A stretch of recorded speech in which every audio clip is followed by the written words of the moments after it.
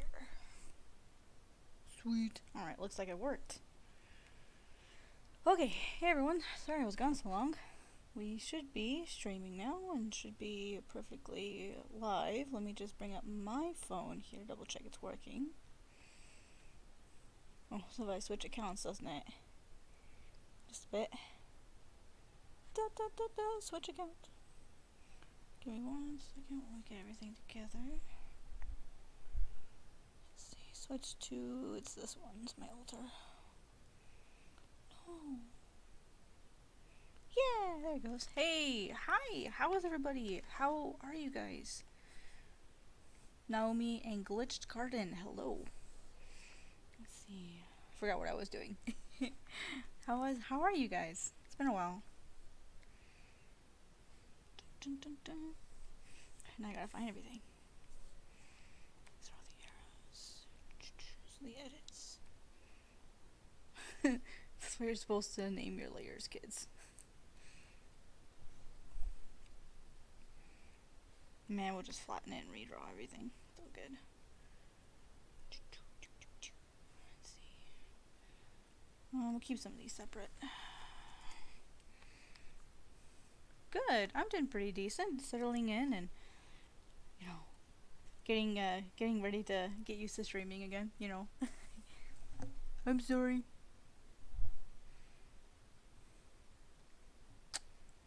There we go.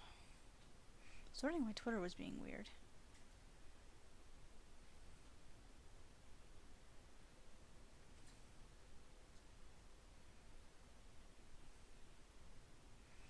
Hang on. There it goes.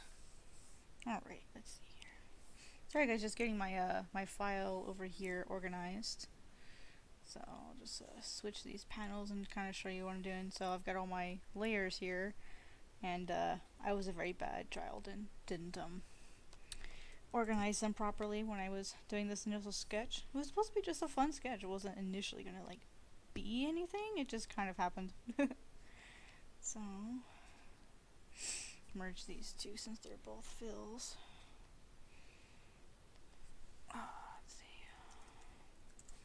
What are you guys up to? Oh, I probably should. Can you guys hear me okay?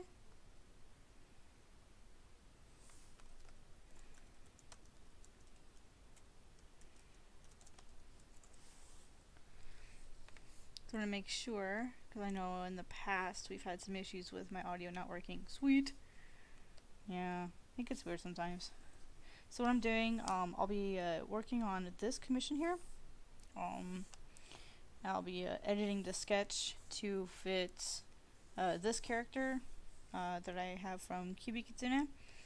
So I'll be editing this to fit that. I don't need this anymore. So what I'm doing now is I'm going through and like organizing my layers, which I should have had from the beginning. So this is why you name your layers, kids. Which I clearly did not do. Arrows, on some edits. Is there nothing on this one? Nope.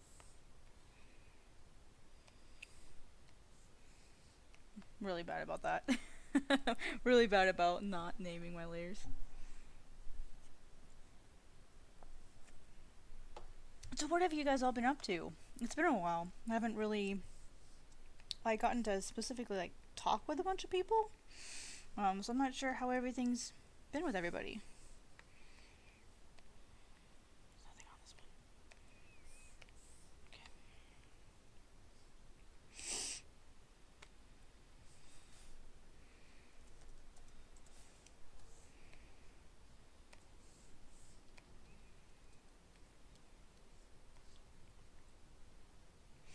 I think we can keep the clouds as they are.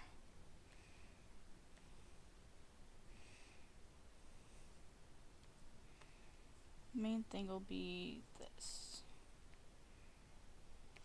Oh, because that's on black and white, that's why. Okay.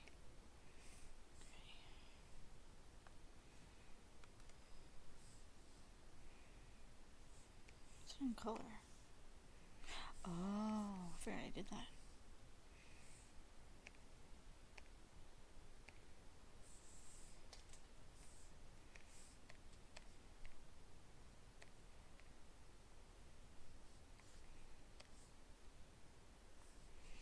So what I'm going to do now is I'm going to just go in and, hey Misting, what's up? How are you?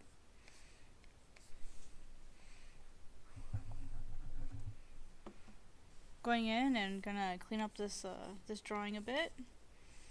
Let's see, what brush do I have?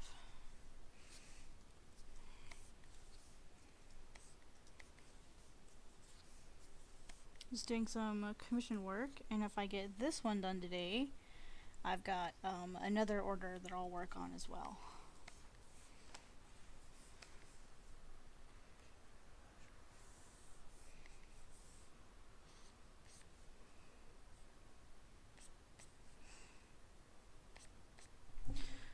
Hey bro, are we doing where I do the sketch and you do the line art again?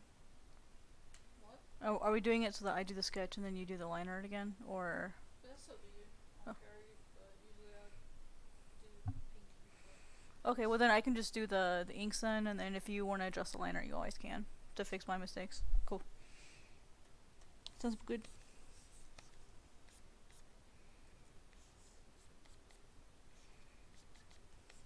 Let's see.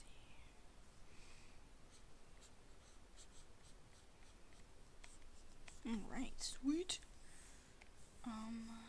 Really quick, let's do this first then. How is everyone's week so far? We're like, what, halfway through it? 2 more days, and then it's a weekend. And then it's a payday weekend, too. So it'll be awesome.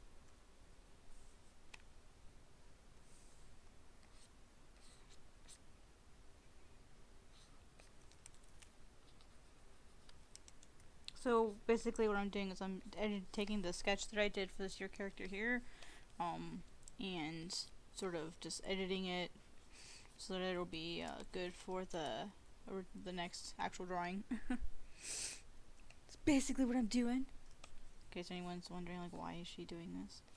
Or what am I doing? So, just editing the sketch. You guys know how it goes. You do a sketch, and then you do another sketch, and then you do another sketch, and then you do another one. Sometimes it seems like it never ends. So many sketches. Let's make this year going forward.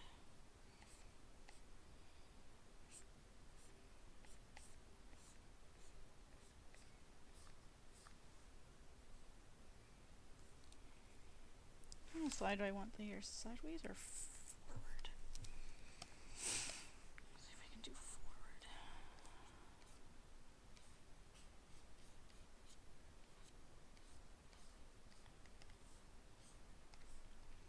So, does anyone have any plans for the weekend that they're looking forward to, or? I know it's kind of hard right now with the world being crazy like it is, but you know, there's always bright sides.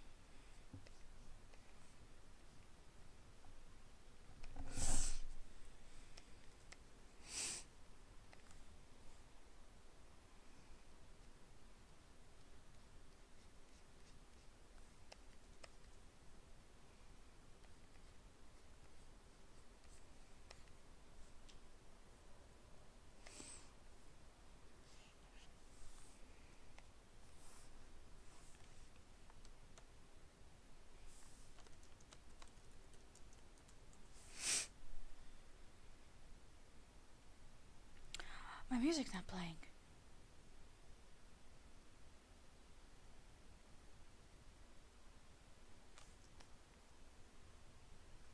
It's really loud.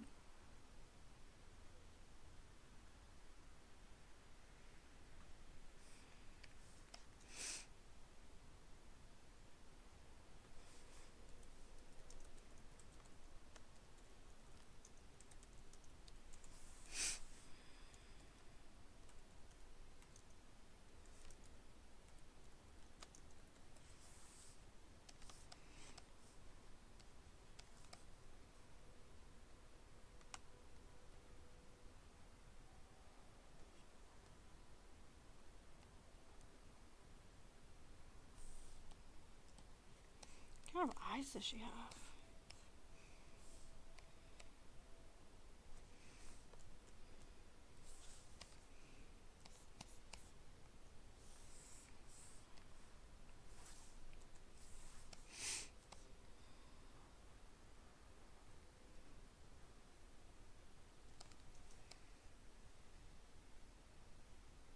Oh, it's okay, Pepper. I haven't really been streaming very much lately.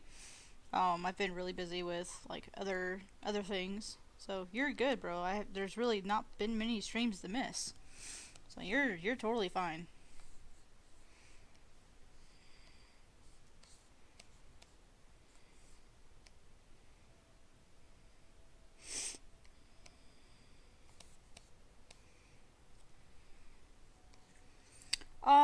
No, we move at the end of the year. We'll be moving in.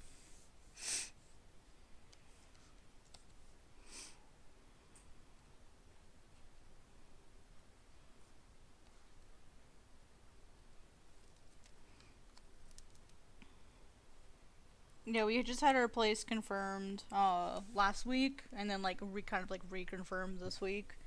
As far as like the move-in date roughly. It's gonna depend. Like the exact move-in date is gonna depend on how long it'll take them to clean the apartment. And get it ready for us. So we don't have like an exact move-in date, but they're saying we should be able to move in like between like December 14th and the beginning of the year. So sometime in that last 2 weeks we'll probably move. Um, I know the year will be crazy, but I think it would be pretty cool to like spend New Year's Eve and New Year's Day like in the new apartment. I think would be pretty awesome.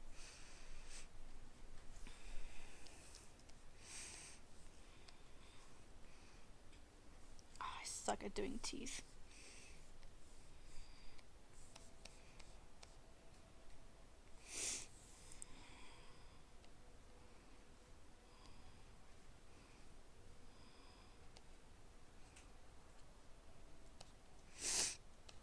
Oh yeah, we had to get a place approved first, and we got the new place approved. So we've got a place to go. It's just waiting until we're able to go in. That's all.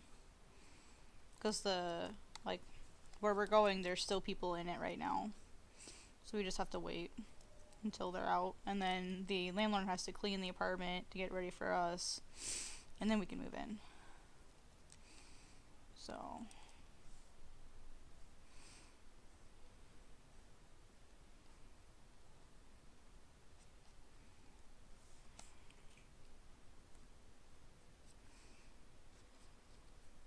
I suck at doing snarly faces. I really need to learn how to do those.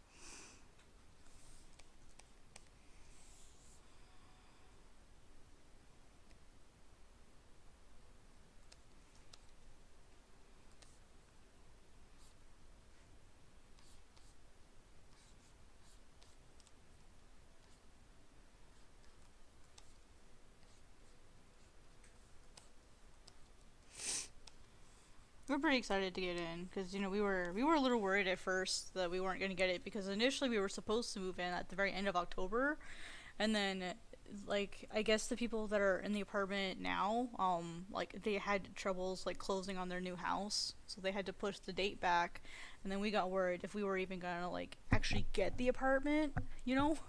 Because it's like, well, are they just gonna stay there or like what's going on? And at the time we didn't know they were trying to close on a house. um so yeah, so we were a little worried at first, but yeah, my roommate's up here with me now, so it'll be a lot easier now once we get like the date settled because she's already up here. So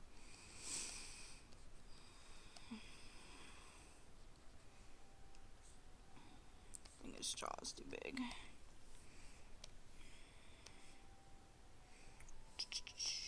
Whoops! If I grab the right tool.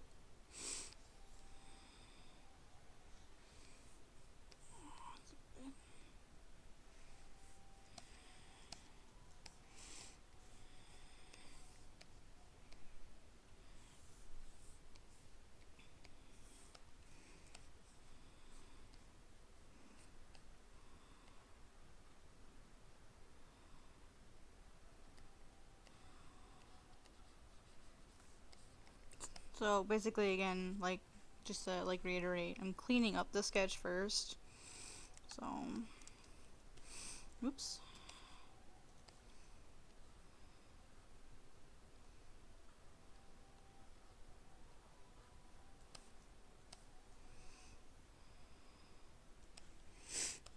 Let's see.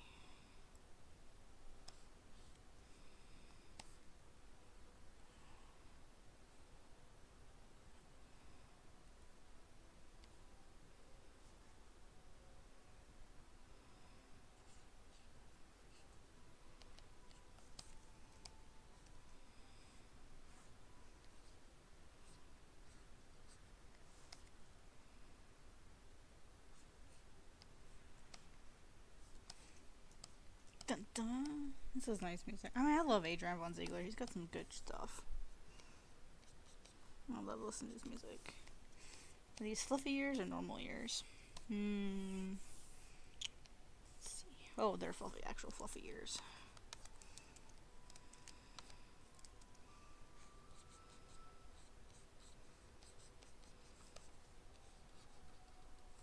I just realized I'm really sorry if anyone's colorblind trying to watch me draw because I've got red and gray here. Hope people can see it.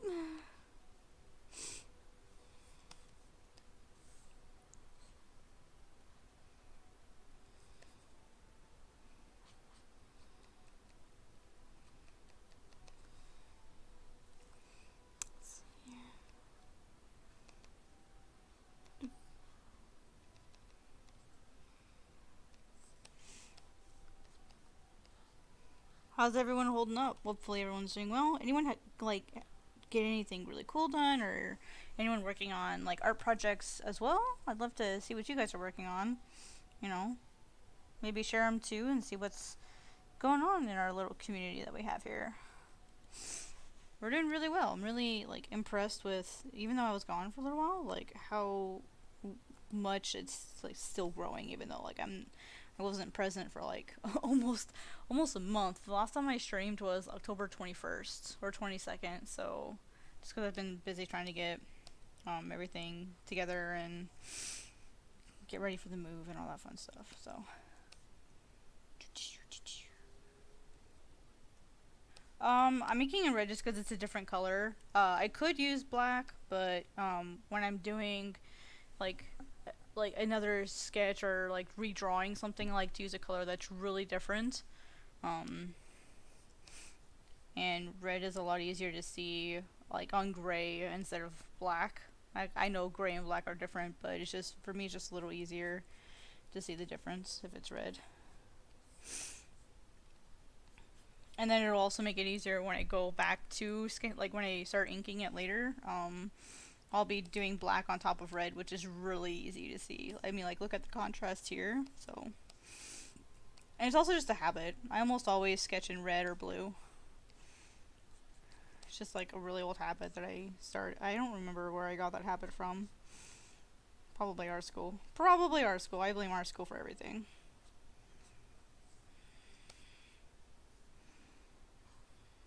I can just blame them for everything.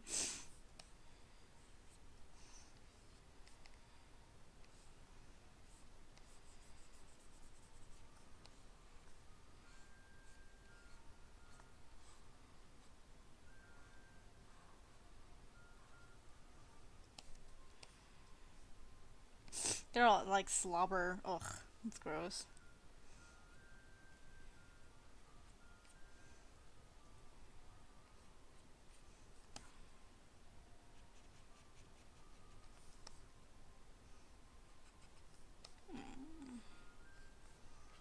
I need to work on drawing snarly faces. I'm not very good at it.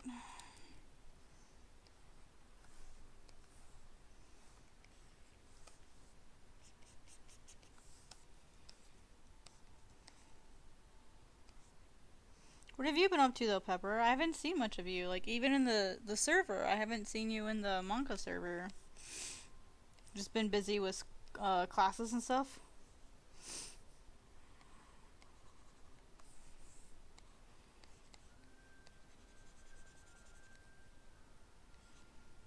Yeah, I kind of figured. The server's actually growing a lot too. Lots of new people. Seem to get new people every day now. Yeah, sketch refinement, basically.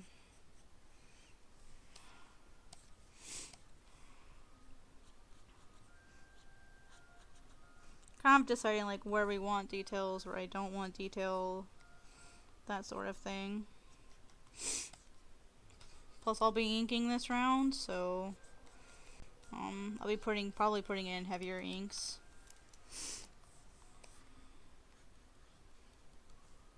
I mean, I don't want them too heavy because Nuke's gonna be painting over it, so I don't want them I don't want it too heavy. So I'll probably use thinner line art, but I'll try to help this time by putting in more detail. So sometimes I wonder if Haru is happy about it or if Haru is not happy about it, because that means that's just more people to keep watch over. You know what I mean? So I kind of feel bad for him sometimes. It's a lot to manage.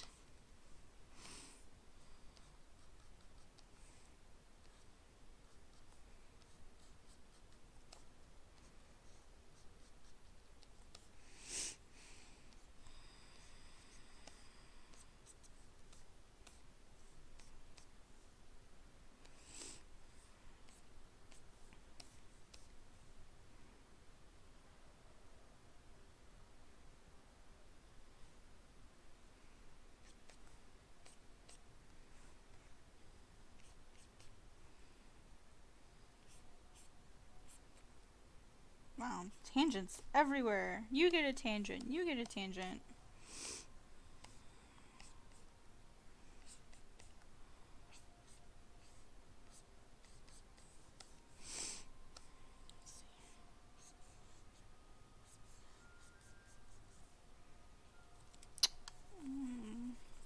Probably all bristly, I would imagine. Because it's angry.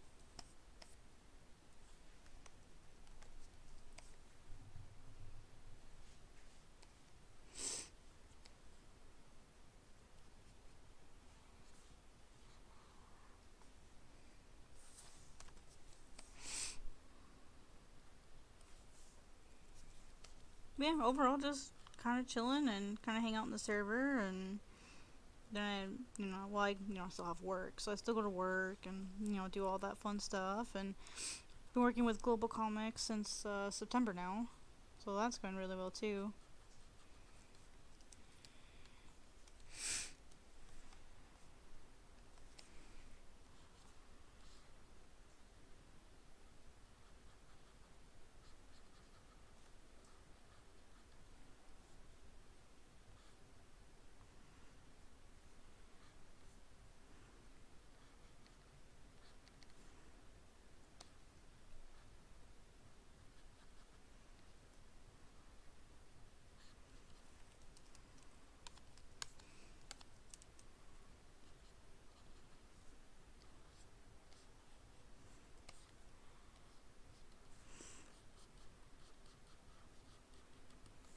Let's see here. Let me do one thing really quick, guys. Give me 1 second.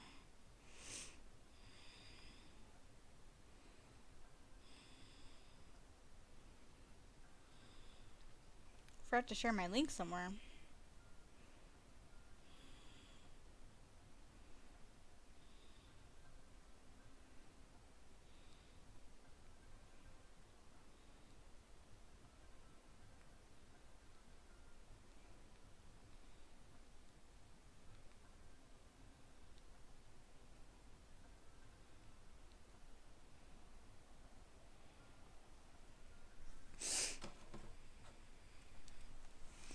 we go. Totally forgot to put it in a Discord server. My bad. Man, but guys, we're doing so awesome on this channel. I'm so excited. I'm really optimistic that sometime next year I can at least, like, hopefully soon, like, match how much I'm making at my day job, which would be really friggin' awesome. We're so close to monetization, guys. I can taste it.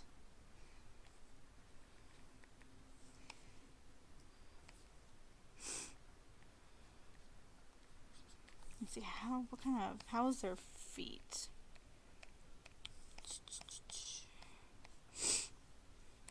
Really fluffy. Really fluffy. Hi, Den Angel, how are you doing? Oh, I should probably type out hello as well. Let's see. Let me type it out too.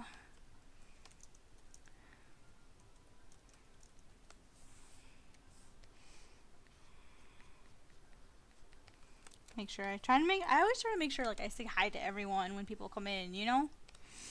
So trying to make sure I get everybody. I mean, I would want, you know, well, a few hours. You must be in, I'm gonna guess Europe or Africa is my guess. Maybe? Or, unless it's an afternoon class, you could be in Asia. But I'm gonna say probably Europe or Africa. I'm gonna guess Europe. How are you doing? It's my guess. I don't know if I'm right, but it's based on the time zones. Unless you have like a night class. Asia. It is Asia. Oh, so is it like, hang on, math wise. So it's like a midday class? Interesting.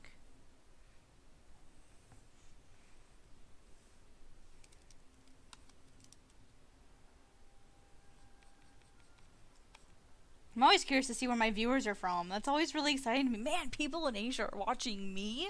That's crazy. Oh, you would have died long ago.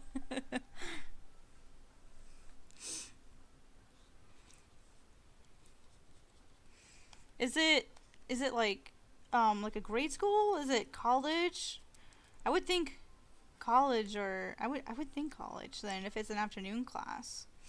What are you studying? Or what class is it? I kind of miss going to school and attending classes and stuff. I kind of miss that, honestly. Hi, what?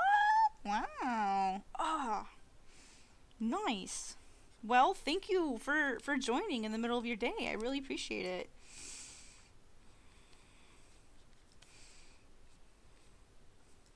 Appreciate you giving me your time. Especially when you've got a busy day. You did all your homework, right? Did your homework? Hopefully. Not to be that guy. Actually, let's make this fluffier.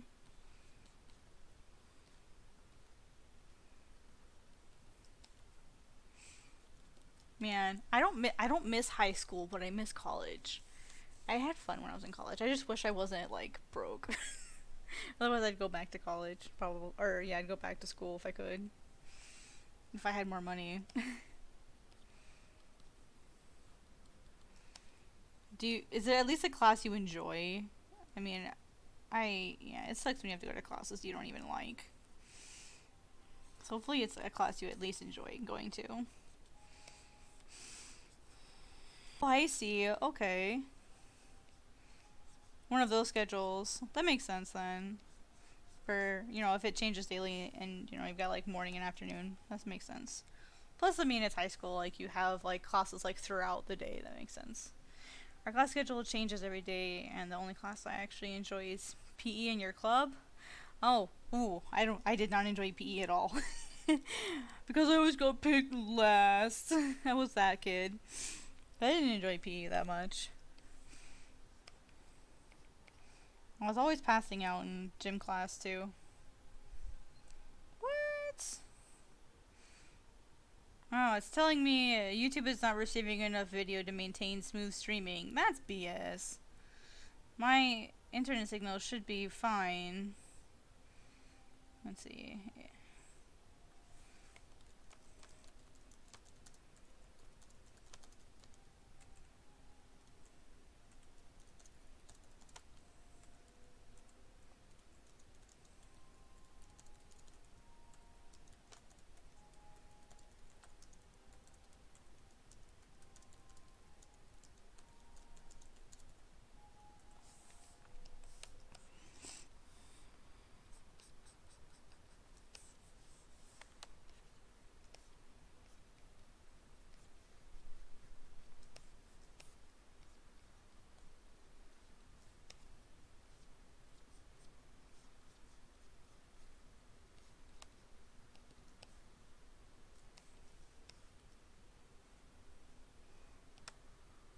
It's probably just YouTube freaking out over nothing. It always does this.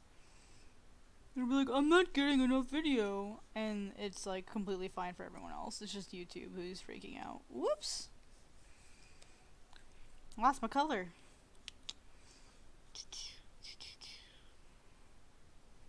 If I hit the right button. Dun dun. PE and then your club. What club are you in? I did band, so I don't know if that counts as a club per se, because I had like a bunch of different bands. I had like a steel drum band in the morning, and then during like normal classes I had like the regular band, and then right after that I had jazz band, and that took up half my lunch period, so I lost half my lunch every day for jazz band practice, and then went through my regular day, and then after classes were over I had marching band, and then kind of like sometimes even, and on other days, sometimes on weekends, we'd have like other bands like pep band, like contests and shows and that kind of stuff. So there were so many different band groups that I was in. Hey, Ayame-chan, how are you? Thanks for stopping by, even though it's like just a little bit. I really appreciate you giving me your time. I'm always like really happy when people give me their time. So it's much appreciated. Every little bit helps. Guys, we're so close to monetization. We only need like 460 more hours. So we're doing really, really good.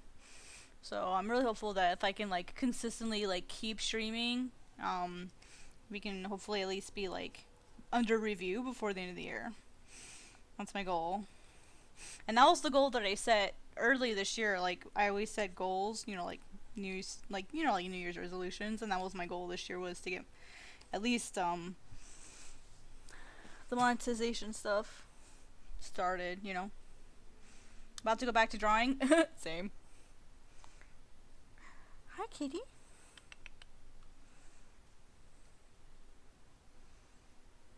Hey, Nuke. Bubba. Sorry, I was petting the cat. Sorry. He's just so fluffy. It's awesome.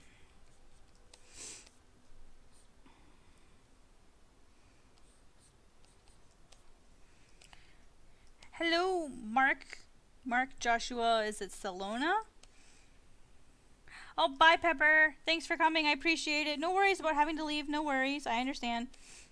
I mean, how dare you leave? How dare you? I'm so offended. No, you're good. You're good. See you, bro. Thanks for coming by. How are you, Mark? No, it's not Miso. It's actually my roommate's cat. So, Miso is currently with my mother for right now. So, we'll get her back when we get our new apartment. So, she's just temporarily with my mom.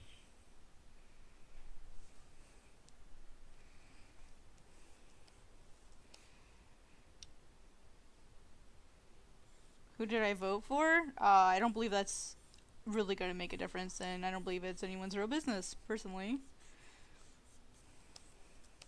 You don't talk about politics and election stuff here.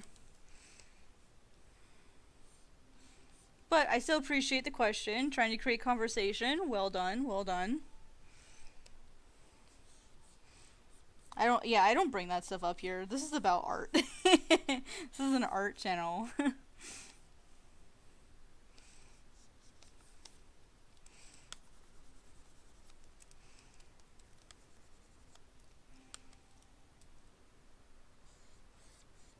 I applaud the effort though. A for effort.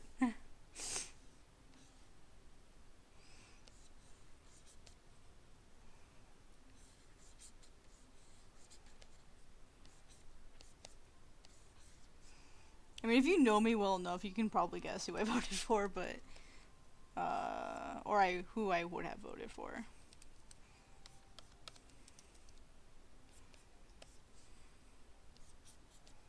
Online classes? Ooh, that's tough. Yeah, online classes can be hard. I really struggle. Like I had an online class earlier this year, my Japanese class, and I just don't do well with online stuff.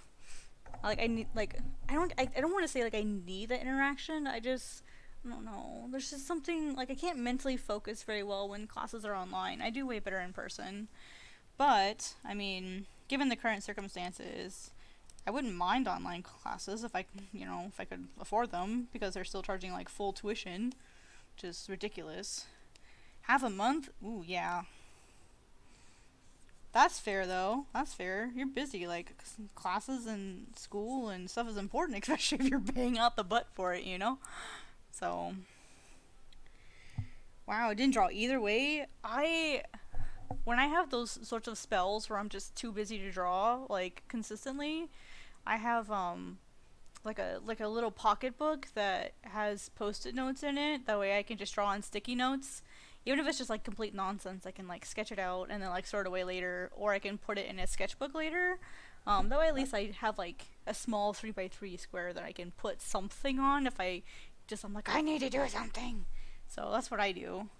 I don't know if it'll help you, but that's an option. A lot of times you can take like the sticky notes and you can break them into smaller pieces, maybe like 10 each, and you can put them in wallets and carry them around with you. So that's an option too. That's what I do. You shouldn't be watching anime in class. Naughty. It's your money. Oh well, I guess you're not. It's not money because you're not in college, but it's your time. I mean, I wouldn't waste my time watching anime. I actually pay attention, but that's the person I am. I'm a really boring rule follower. I actually go the speed limit. So, actually, a really funny story. I got pulled over for going too slow here recently. I was going too slow. I got pulled. What? Right, but it was like, did you see how snowy and icy it was? And it had a fucking U-Haul behind us. So okay, so here's what happened. So the road is super crazy icy. Snowstorm and ice storm just came through, and I've got a Jeep with a U-Haul behind us that we're towing stuff in, and like. There's this car that pulls up like on my left hand, so I'm in the right lane. This car pulls up in the left lane, and he sits in my blind spot. And so I'm thinking, dude, get out of my blind spot. So I'm thinking, well, maybe he wants to pass. So I go on the brakes to let him pass me, and he slows down with me, and I'm like, what the frick is this? And then he goes behind me, and then boom, lights on, and I'm like, what the frick is this? And I'm like, dude, I just got pulled over for going. Like, what's going on? Like, I'm freaking out because I haven't been pulled over in like 5 years. So I'm like, oh my god, like there goes my fucking like insurance costs. And so I was really frustrated. And so I pull over, and this dude walks up. It's freaking cold. It's like 6 degrees outside, and we roll our windows down, and he shines his lights in, and he's like, is everything okay? You're going really slow. I'm like, yeah, dude, have you seen the roads? There's like half an inch of ice on the freaking roads, and I've got a crosswind here, and I've got a U-Haul that's basically a giant sail with all the wind, so yeah, I'm gonna go slow. He's like, where are you coming from? Why are you driving? Because it was like 11 o'clock at night, maybe like almost midnight. It was like He didn't give me a ticket or anything. He was just, I'm just double checking on you. And I'm like, yeah, I'm going slow because, like, have you seen the fucking roads? And I'm that person that goes, like, the speed limit or just under it. Like, I'm that person that everyone hates on the road because I'm going the actual speed limit. Yes, you can get pulled over for going too slow, but he said he was just checking on us. But I initially slowed down just to let him pass me because I thought he wanted to pass me because he sat in my blind spot. And that makes me really, really uncomfortable when people, like, when I'm driving and if you sit in my blind spot where I can't see you in my mirrors and I have to physically turn my head to see you, that makes me really uncomfortable. So I'll usually let those people pass me just to get them, like, out of my blind spot. So...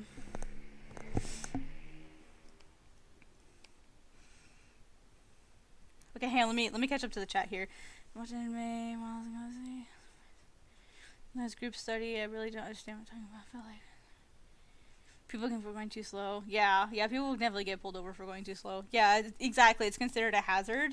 But I mean, the roads were really bad. It was to the point where there was like a level 2 emergency where basically only go out if travel is mandatory, or emergency vehicles. Basically, is what the road hazard was. Because it was like 6 degrees outside and really windy, and there was blowing snow, and it was just not really like safe conditions to be driving in. So if it doesn't feel safe, then I'm gonna go even slower, driving everybody around me nuts because I'm going so slow. So, but I'd rather get there later and alive than speed and go off into the, huh? Yeah, imagine if we'd gone into the ditch with a U-Haul and a Jeep. I mean, I have AAA, but, like, I mean, it's not mine, it's my mom's insurance. But, so, I don't know, but I mean, with it being so cold and we had the cats in the car, I didn't want to, like, risk crashing or going off the road, so I just thought, well, meh. It was a 22-hour drive from Tennessee. Because we left at, 6? And we didn't get here till, 3:30. So it was, 20-some-hour drive. Pretty much straight. I think we stopped for, an hour when we stopped in Kansas City to eat. Bye, Glitch. Thanks for coming. I appreciate it. Oh, let me type it.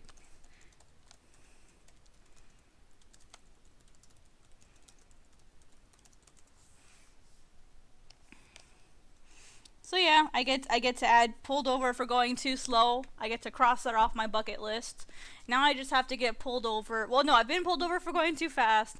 I've been pulled over for reckless driving. I've been pulled over because they thought I had my seatbelt off. Oh, I also got pulled over and had them come up with guns pointed at my face, so I can mark that off my list too.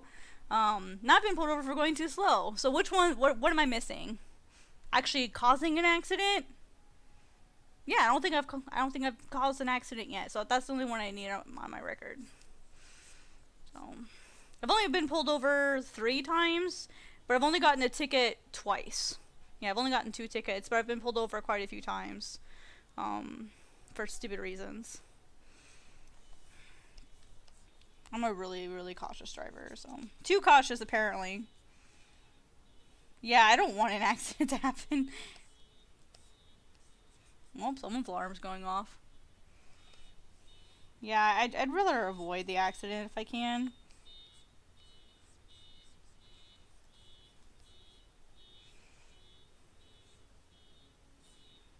I'd rather that not be something that happens.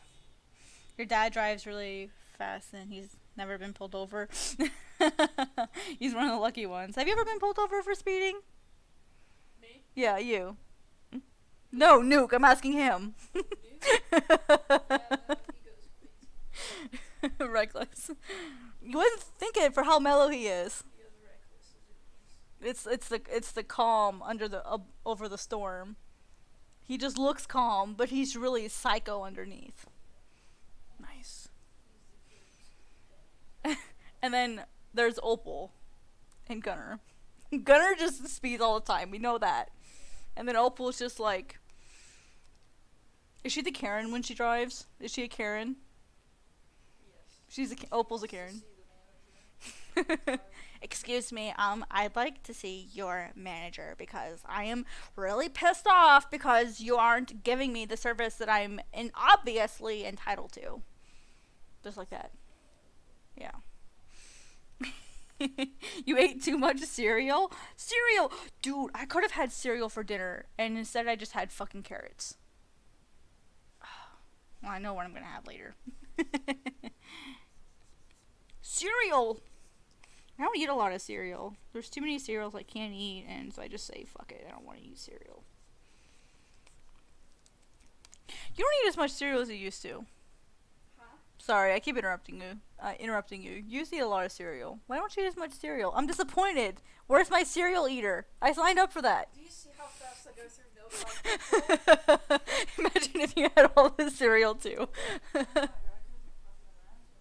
I have to like buy like 3 fucking gallons of milk every time. What is your favorite cereal? Right now it's Frosted Mini Wheats. Ugh. Frosted Mini Wheats? Ew. I'll eat shredded wheats too. Ugh. Those are so gross.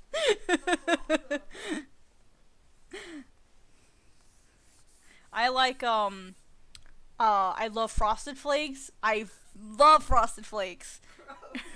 And then I like Trix and I like Kix. I like them both. Both of the cakes I'll give a pass, but Trix no, and Frosted Flakes definitely no. Why? Because it's garbage. It's garbage.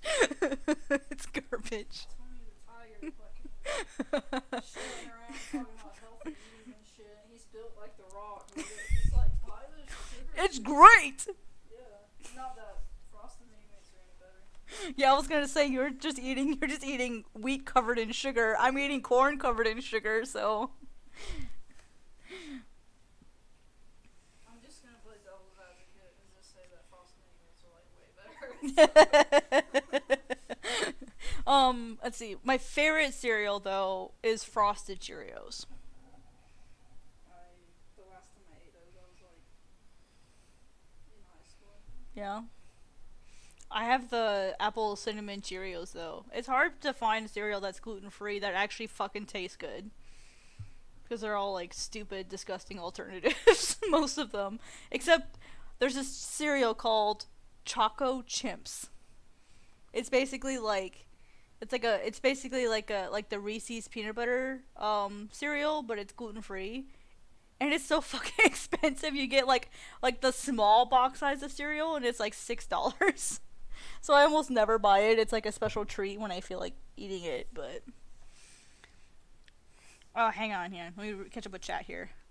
Oh yeah, the cinnamon Cheerios. I have those. I haven't tried the oat ones. I don't know if those are gluten free. I'd have to check. Let's see. Hang on. Let me catch up on chat here. Mark says, I met a Karen last week on the mall. I was buying art supplies. And a little child came in, said hi, and a woman shouts at me for taking her child. And then entitled her, basically wanted you to pay for stuff? What the frick? No. Bitch, you should be watching your kid. You don't know when someone's just gonna come in and like snatch them. Especially at a mall. Jeez. I hate that. Get away from my child. Well, you should have been watching. They came over here on their own. I didn't call to the child. You know, it's, what do you think this is? Hocus Pocus? No. Or what's the other one? Pan's Labyrinth? Is that the other one? That like takes children away? You're talking about with David Bowie and Yeah. Oh, is it just Labyrinth? Or is it it's called The Labyrinth. the Labyrinth? Yeah. Yeah, I It's think. got David Bowie and his giant package in it. Yeah, because he's got that weird crystal in it. What did you say with his giant package? When I was a child, so I wasn't looking at his giant package. Seriously, it's like purposely defined the entire time. I need to look that up now. It's ridiculous. Really? Oh yeah. I'm gonna look that up. I'm looking that up on my phone because I don't want to look it up on my Literally computer. just look up David Bowie package and you'll probably see Okay, yeah, I see what you mean. What the fuck? Why? I don't know. Why did they do that? Because David Bowie. Okay. Wait, is he? He's dead now, right? Yeah. Aw. I was gonna say a remake of that would be cool. Well, yeah. Now that they've got like better tech for like the puppets and stuff, that'd be really cool. Well, I don't know. It was kind of weird. He was like, "Hey, I kidnapped your brother child, marry me, and I'll give you your brother back," kind of thing. Oh, that's dumb. Yeah, it was weird. That's like Rumpelstiltskin level creepy. I mean, the movie was cool in some ways. Yeah. I liked the Escher part where it's just like ladders and stairs everywhere. That was really cool. Sorry guys, that's my roommate by the way. Just saying. Just saying. Just in case they're wondering who the hell this other person is. Oh yeah. They're not. They're not wondering. They're like, I'm just letting them know just in case. I'm not an AI. Nope. That's my other personality. I've got two voices now. I'm sorry, I keep interrupting you during your commission. I'm sorry. Bye, Ayame-chan. Thank you for coming. I appreciate it. I always appreciate people giving me their time because I don't deserve it. So thank you.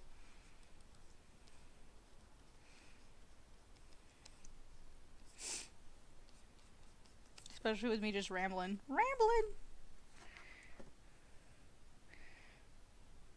I keep getting this. Am I the only one that keeps getting this email about YouTube changing their terms of service? I've gotten like 4 of them. Why do you keep sending it to me? Ugh.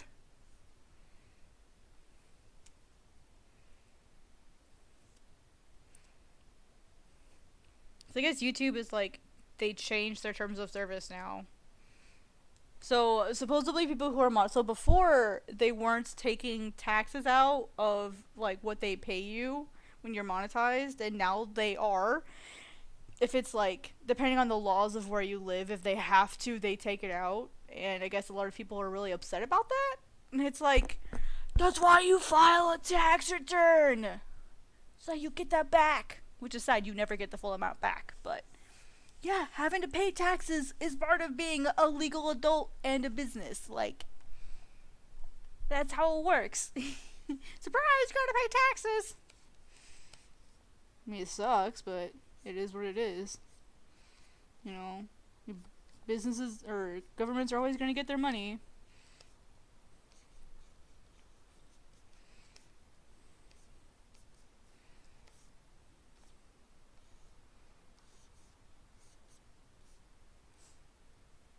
I'm not even monetized yet, so I don't even give a crap.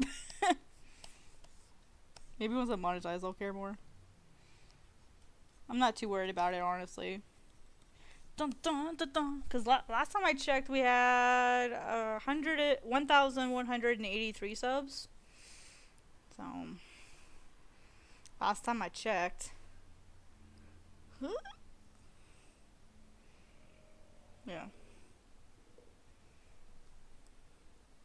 So we're doing pretty freaking awesome. Okay. I think that's the redraw.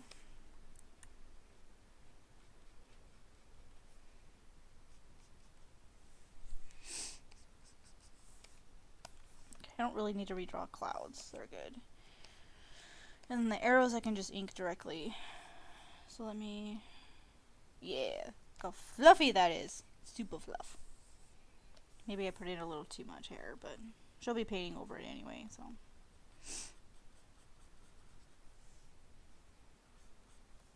And then we need to add this necklace here.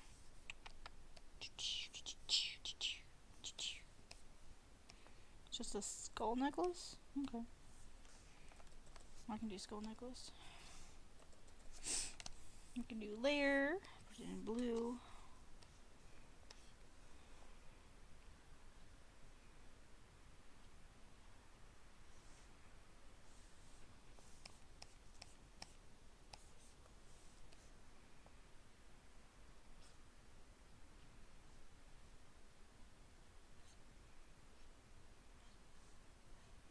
Put it here, that way it'll stand out.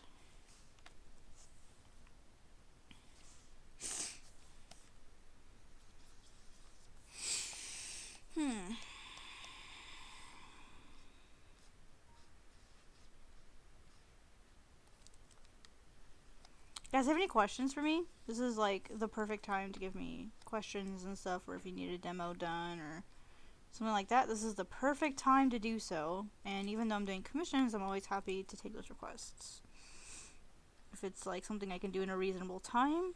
So, or sometimes they give me ideas for videos, and that's the other thing I'll be doing more, is hopefully editing videos, because I found a video editor that I'm for the most part pretty happy with. So hopefully I'll be getting back into recording actual videos and stuff. So I lost access to Adobe. Sad. I'm not fucking paying like $50 for Premiere Pro and Acrobat. It's ridiculous.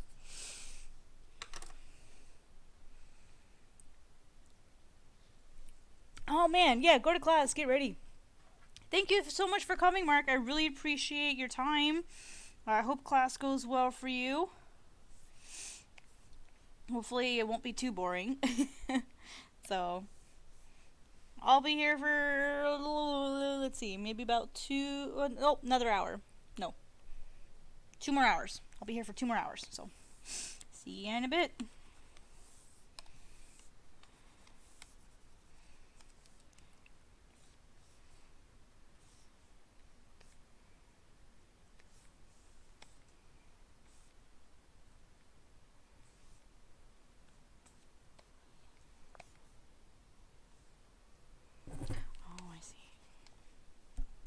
How did I get into drawing, and how long have I been drawing? Oh, well, welcome to the channel. I was gonna say, I didn't think I recognized your username.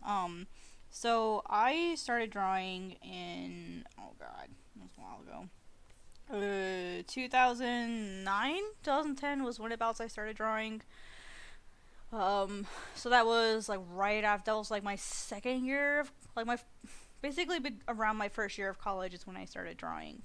Because initially I was studying science, I was studying healthcare, and then some stuff happened and I decided to leave that field, and I was like, well, what am I going to do? And I liked animation. I was kind of in my anime phase at the time.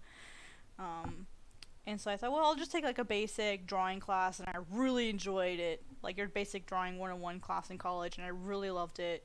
And so then I switched into animation, so I went from like radiology technology, like the person who takes the x-rays, to animation. It was a big change, and I've kind of been stuck ever since doing art. And so yeah, that's kind of how I got into it. Wasn't intentional. I never intended to be an artist professionally. It just kind of happened. And then after I got my 2-year animation degree, I transferred to another art school where I got my 4-year illustration degree, where I focused on studying comics and storyboards. So I've been drawing about about 11 to 10 years is how long I've been drawing. So not very long. But it's really fun. I really enjoy it, and definitely a good thing that happened. So I don't know, like, if I would still be in the medical field if I had pursued it. I really love forensics also. So if I didn't go into medicine and I didn't go into art, I might have gone into forensics or biology. When I was younger, I wanted to be a bat biologist. So I don't know, maybe I might have done that. I don't know.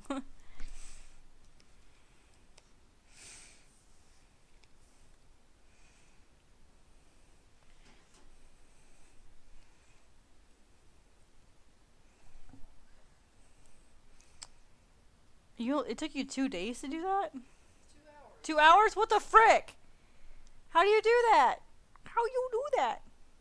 Amazing. It's magic. You're a wizard, Nicole. You're a wizard. I can't do the voice, I'm sorry. Wizard license. I squeaked.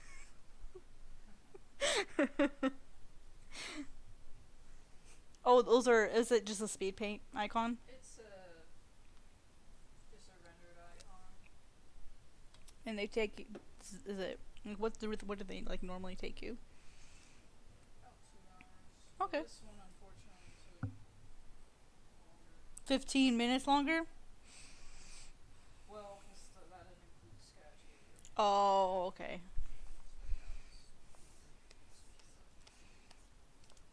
Well, I mean, you're also in a new environment, and there's a lot of other things that could just. Well, at least you're honest.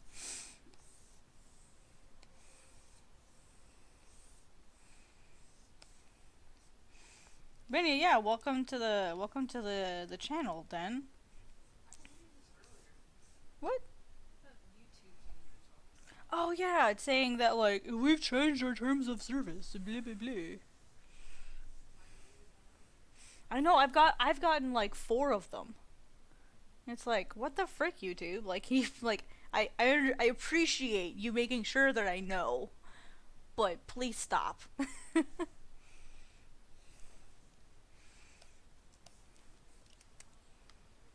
Oh, I'm sure they will. I don't think has anyone ever not liked your stuff?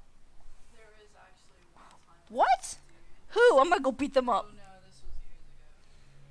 There was a guy that had done a chat post commission for, Uh-huh. and this was when I was kind of like winging everything. I never sent sketches to my clients, Oh, I remember this one. and I think I remember you I sent him like the finished chat post, and he hated it. Yeah, I remember you telling me about this now. This looks like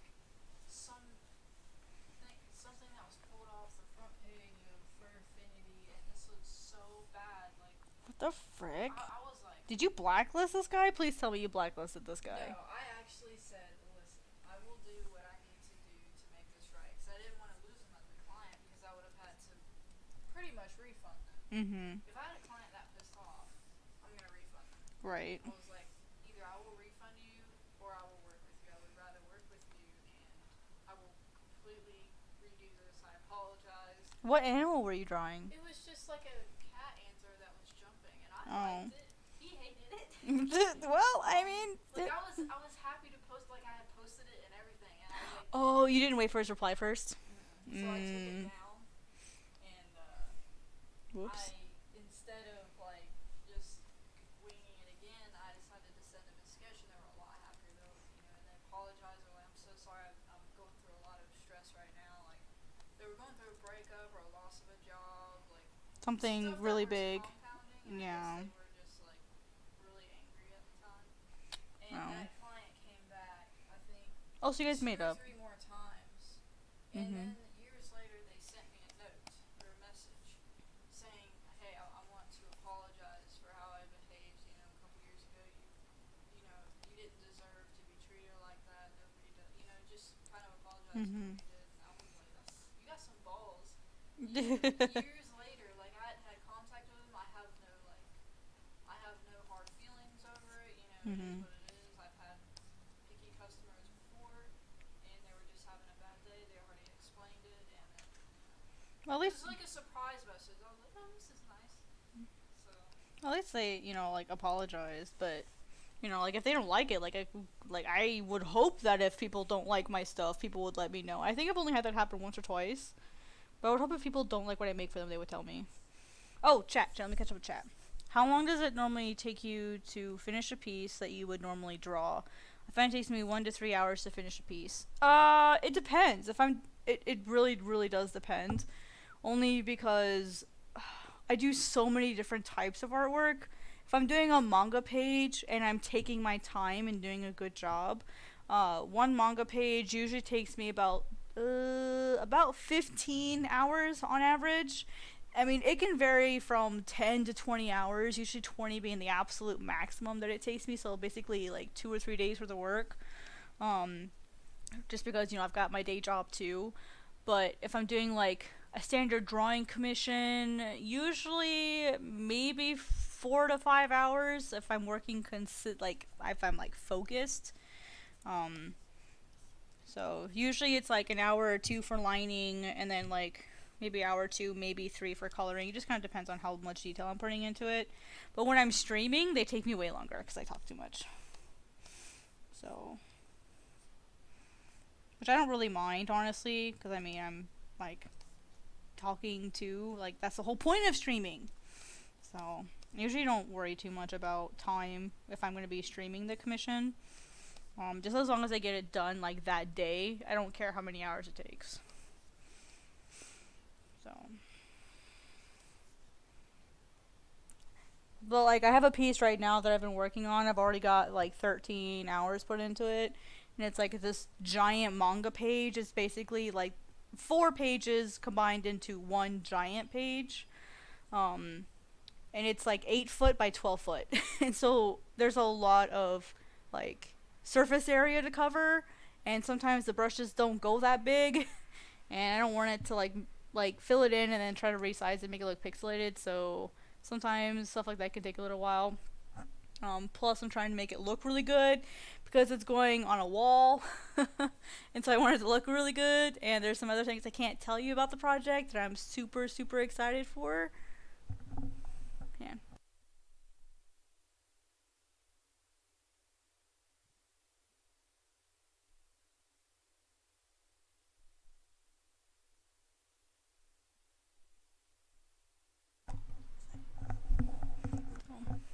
Oh yeah, I'll finish it. There's no like it has a deadline, so I have no choice but to finish it. There's no option in that. When you do like freelancing and commissions, like unless like a dire emergency happens, it's really it's a big deal to like not finish a commission. Right? There's some people that will like take 5 to 6 years for commissions. And it gets so frustrating. And I've seen some people that have commission lists like 60, 70 individual drawings long because they just like they take commissions and then like never finish them. So I don't do that. I made that mistake once. Once being the keyword, I took too many, and I will never ever do that. Now I finished it. I finished every single order, um, but I will never ever do that again. I think I'm done. I think we're ready to start the actual inking process now.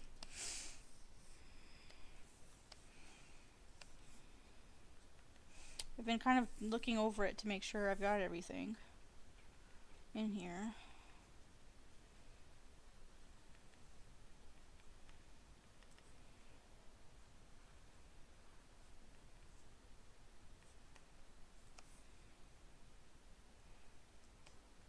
I think the head is too big. Is the head too big? I think so. Yeah, it doesn't. Yeah, it doesn't feel like it. But if you look at it logically, it kind of looks it. I can always edit it. Like if I'm working and it feels too big, I'll just downsize it a little. Okay. It doesn't feel. I think it maybe it looks too big because there's so much fluff. Mhm. Yeah, the character is like super fluffy. Yeah. So yeah, I'll just let you edit. I'll just go ahead and do the line work, and because you're painting over it anyway, so you'll be able to edit it. So sounds good. Thanks, bro.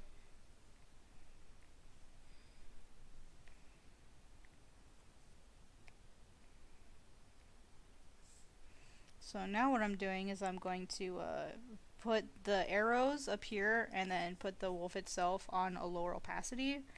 And now I'm going to go in and actually like redraw it. Like I'm doing the actual line art, so.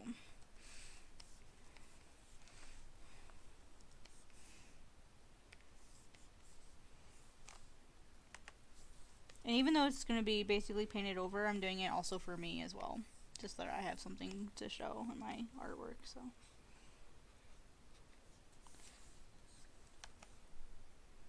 Is this the wrong size? God, that would piss me off. Nope, 9 by 12. What's the resolution? Edit.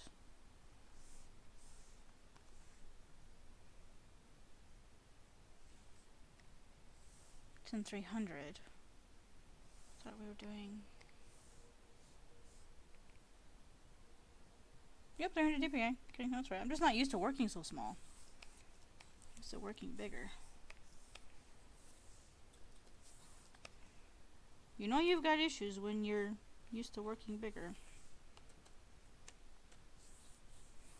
You start working on a small canvas and you're like, what the frick? So, what kind of stuff do you draw, Dan? You're an artist too, I'm assuming? I mean, most people who follow me on this channel are also artists themselves. So, what kind of stuff do you do? Or are you more just an appreciator? Which are really awesome people as well.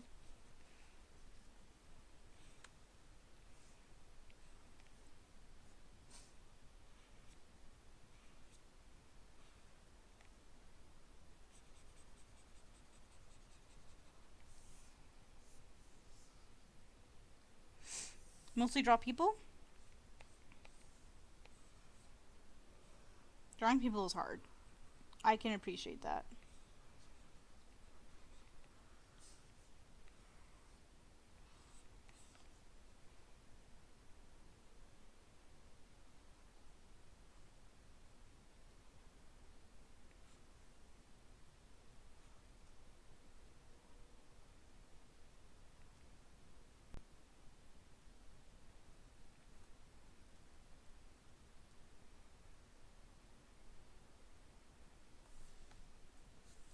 You do things like the zodiacs or evolutions. Also, like Gijinka. Is that what the word is? Gijinka.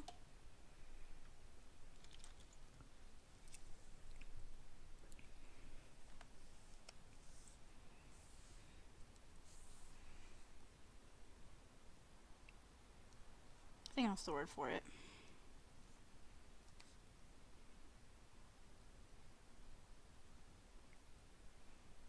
So you're also a Pokemon fan. Nice. Who is your favorite Pokemon?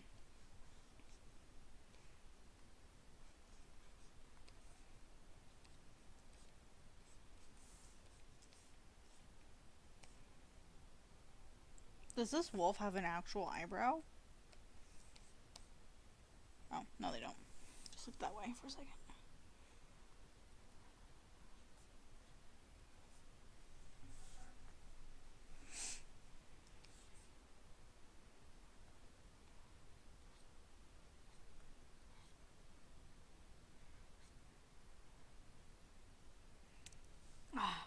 Everyone likes Sylveon. I'm not a Sylveon fan. I'm not familiar with Delphox. I don't know what that is. What is Delphox?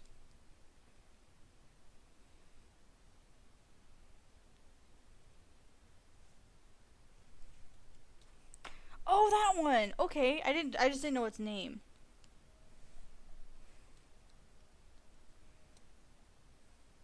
That's a really cool Pokemon. This one. Oh, The final evolution of... Fennekin. Yeah, Finnegan. Have you seen Sylveon, Nicole? Yeah. Yeah. You mean like The fairy... the Sparkle dog of Eevee evolution? Yeah, the fairy type one. It's crazy that thing's strong against dragons. It's crazy fairies are strong against dragons. That makes no sense. Is it magic versus magic? Is that the logic here? We're happy fairies and we're evil dragons, so the good force must always win. That's the way I see it. Gotta watch out for the sparkles and never get them out of your clothes. And which really sad. There was like this comic that I saw of like a trainer like screaming and being really mean to its Sylveon. Its Eevee had evolved into Sylveon. And Sylveon only does that when it really, really, really loves its trainer. And this trainer was like screaming at it, saying it's ugly and blah blah blah. And I felt so bad for the Sylveon because I'm like, it just means it really loves you. Because it's like, no, I wanted an Umbreon. It was just the saddest comic I saw. Yeah, it just evolved at the wrong time. Now I also like Umbreon and I like Leafeon. Those are my favorites. Hi Pearl, what's up? Yeah, I don't like its design at all, but I'm not the sort of person to go for like really cute things. My favorite Pokemon is Houndoom. That's the kind of type that I'm into. I love dark and ghost types. How you doing, Pearl? We're talking about Pokemon. Oh, sorry, I broke there. Talking about Pokemon and just some other stuff. So, just catching up with everything that we've missed. So, because you know I've been gone for friggin' ever, which I feel so bad about. Hi, Beagles. Is it Beagles? Or is it Beagle Sato?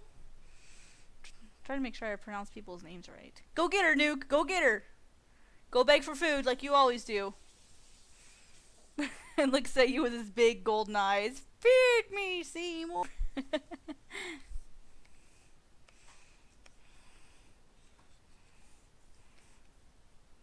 Nice. I used to have a beagle. You always knew when she found something when she went out in the field because they have that special howl. But they're like, I found something! That's basically all that howl is for, is I found something! I'm chasing the something! And then there's the tree howl of, I treed the something! Every single, noise is, a little different. So...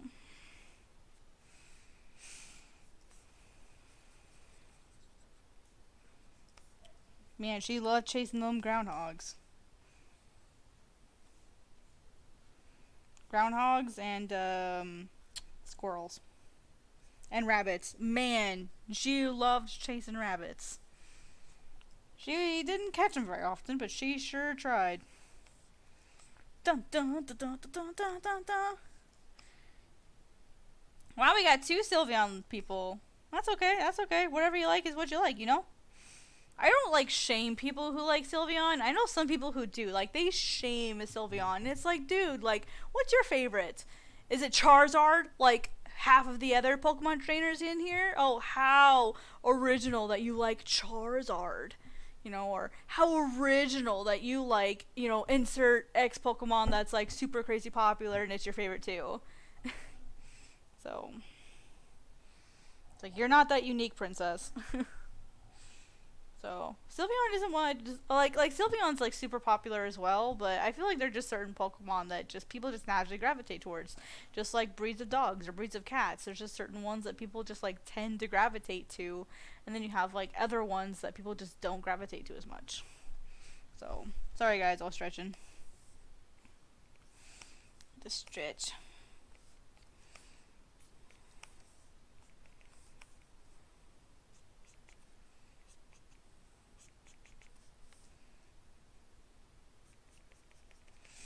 Okay, so, in case you guys missed my video, I'm not sure how many of you guys actually saw my video before, the one that I did yesterday. So my streaming schedule, did change a little bit. I am going to be, trying to be more devoted to my stream schedule. It's just been really crazy because I've got, 2 jobs now, so I have, my regular day job I've always had, and then, like I had mentioned a few times before, I'm now working with Global Comics, doing some work for them as well. So between that takes up a good 50-60 hours of my week. And then I still have an NDA thing that I'm doing right now.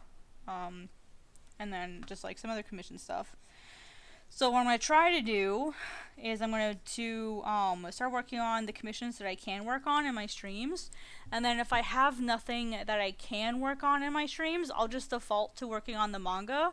The only thing is that when it comes to manga, there may be a few days where I'm just editing manga and I'm not actually drawing it, because I have to edit the Onami manga so that I can get it ready for the PDF version, and I have to send the original files off to a company, because there's something that we're doing and they want to have the original files, so I have to go through, and because I'm a monster and I don't organize my layers, I now have to go through all 50 pages and organize my layers.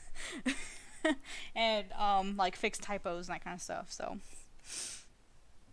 I tried to draw a dog furry since last commission stream. I have never drawn a dog. I actually turned out fine. Yeah, dogs are surprisingly harder to draw than they look.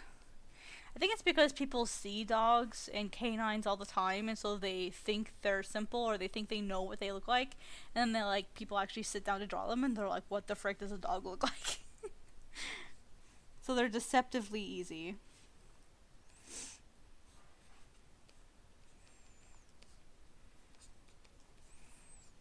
I think it's that way with a lot of things. We have what are called symbols, which means we think we know what something looks like. For example, a tree. Most people, when they think of a tree, they think of something like this. That's a tree. That still looks like a tree, but that's the symbol of a tree. But does a tree actually look like this? No. Almost never. So.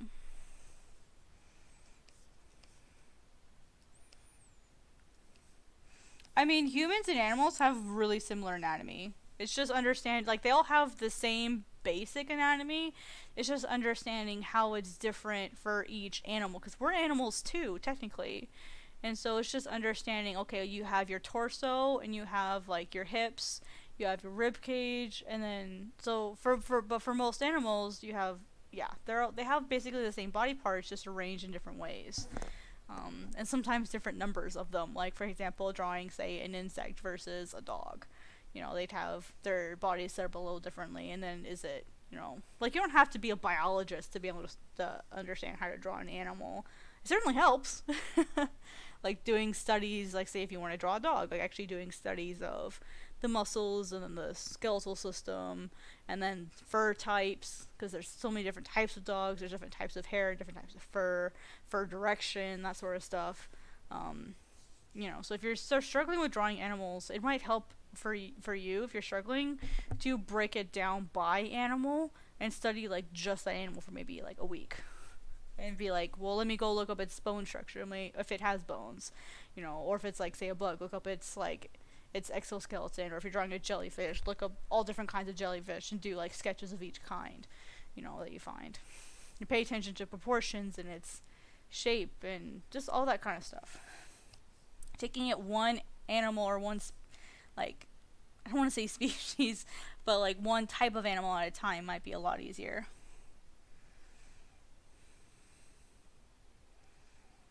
Well, don't forget to use references. I know, like, there's this big idea that using references is bad, and it's freaking not. Like, if you really want to get serious about getting better, use your references every single time. Because I can tell you now that mangaka and, like, professional illustrators use references all the time. There's a professional, or not professional, there's like a technical term called mood boarding, which is basically where they go grab color palettes and they go grab photos and they go grab other artwork done by other people and they put this all together as like a reference board, like of like multiple drawings, like a collection of multiple drawings and color palettes and all this other stuff for one image. Or for even just for a certain character. Think of it as like an aesthetic. So people do that all the time, even professionally in concept art studios and all this other stuff. If you actually grab like the art of books, a lot of them will post that kind of stuff in the books to see, hey, here's all the stuff we used to get this person's idea. And when I was in college, in my concept art class, we had to have mood boards for every single project to show where we got our ideas from and to give us the practice of looking for references, digging through that kind of stuff. That way we're not just pulling like stuff out of our butts, making crap up that doesn't look logical. Using references will help you a lot. So definitely go slow and make the time to get references. And if you want to, start playing with mood boards, start playing with picking different colors. Like, start getting serious about that kind of stuff now, and it'll be a good habit to develop later. And eventually you may get to the point where it's called a visual library. So basically it's what you know in your mind and things you've seen. Once that's large enough, you may not need to get those kinds of things anymore. Big artists like Artgerm, Kim Jong-gi, Feng Zhu, all of those people, their visual library in their minds is so huge because they've done drawing after drawing after drawing after drawing and done studies, and they draw from life all the time. And so they have all of that stuff in their mind, and so they can draw from their mind. But a lot of them draw from life, use basically a form of reference all the time. So please use references if you are serious about getting better. Sorry, guys. I stopped drawing there, but I felt that was really important to say.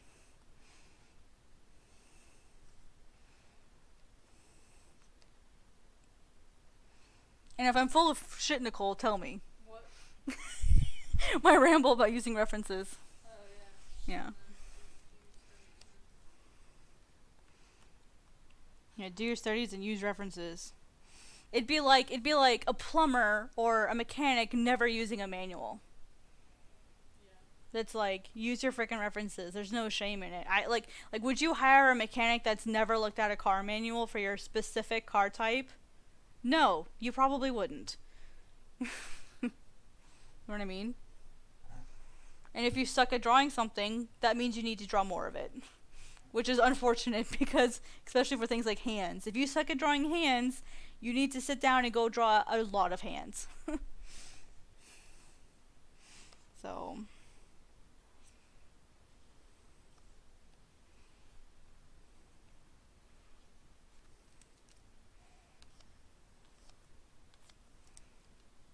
like the only way you're gonna get better.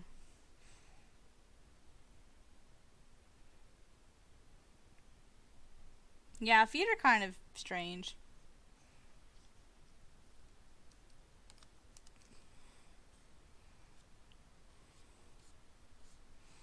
What doesn't help when is especially once you get into like anthropomorphic stuff and then animals is usually animals don't walk on their heels. A lot of animals don't. Most animals walk on their toes technically. Technically. And so that makes drawing feet really weird because we see so many animals not walking on their heels. And then like we see people walking on their heels and so people don't really have a good understanding of what like a foot actually is. Um so that makes it kind of hard.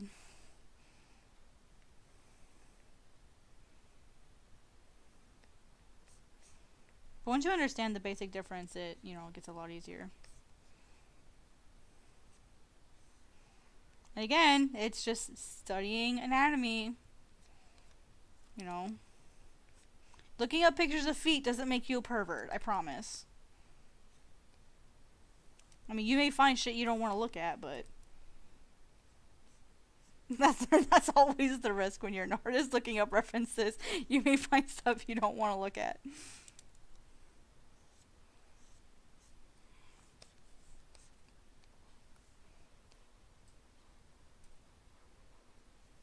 I'm just warning you now, I can't draw mouths, so I'm sorry. I will do my best.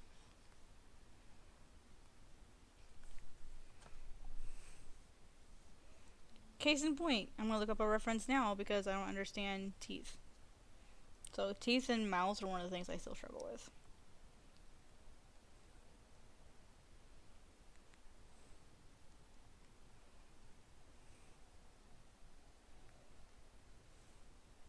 You guys can't see it because it's on my phone, but I'm looking it up, so.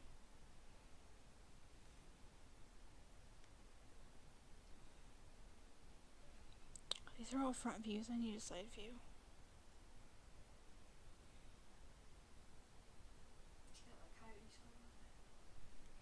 I need to see how the gums are. That's where I don't understand. I understand teeth. It's just how they interact with like the gums, and it's the spacing. So it's just so hard finding a good photo of them with their mouth visible. Because they usually just, they show usually just the front ones. I'm about to fuck you up, son. There we go, that's a good one. Oh, okay.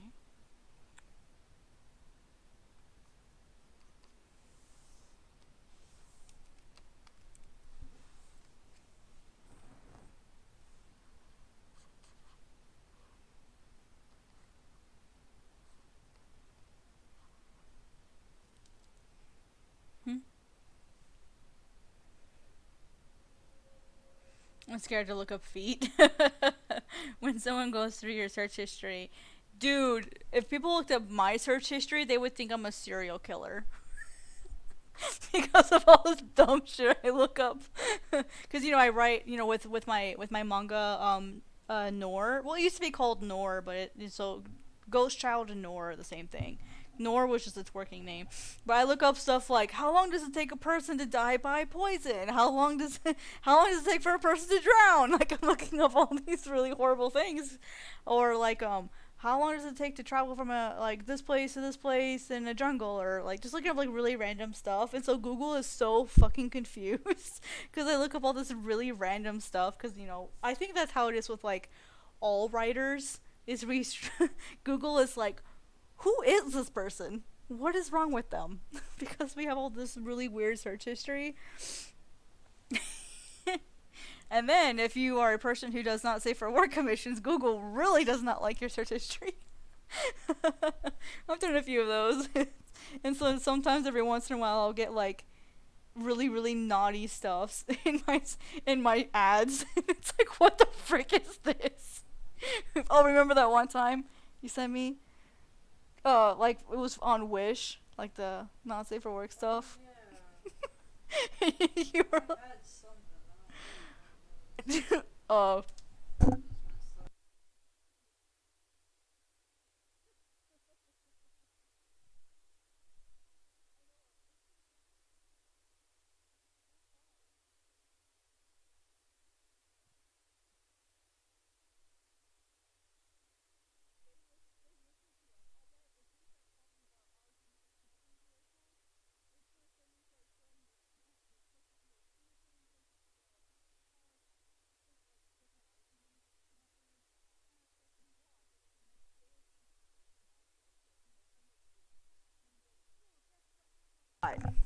Sorry guys, I had to talk privately. I had to turn the mic off.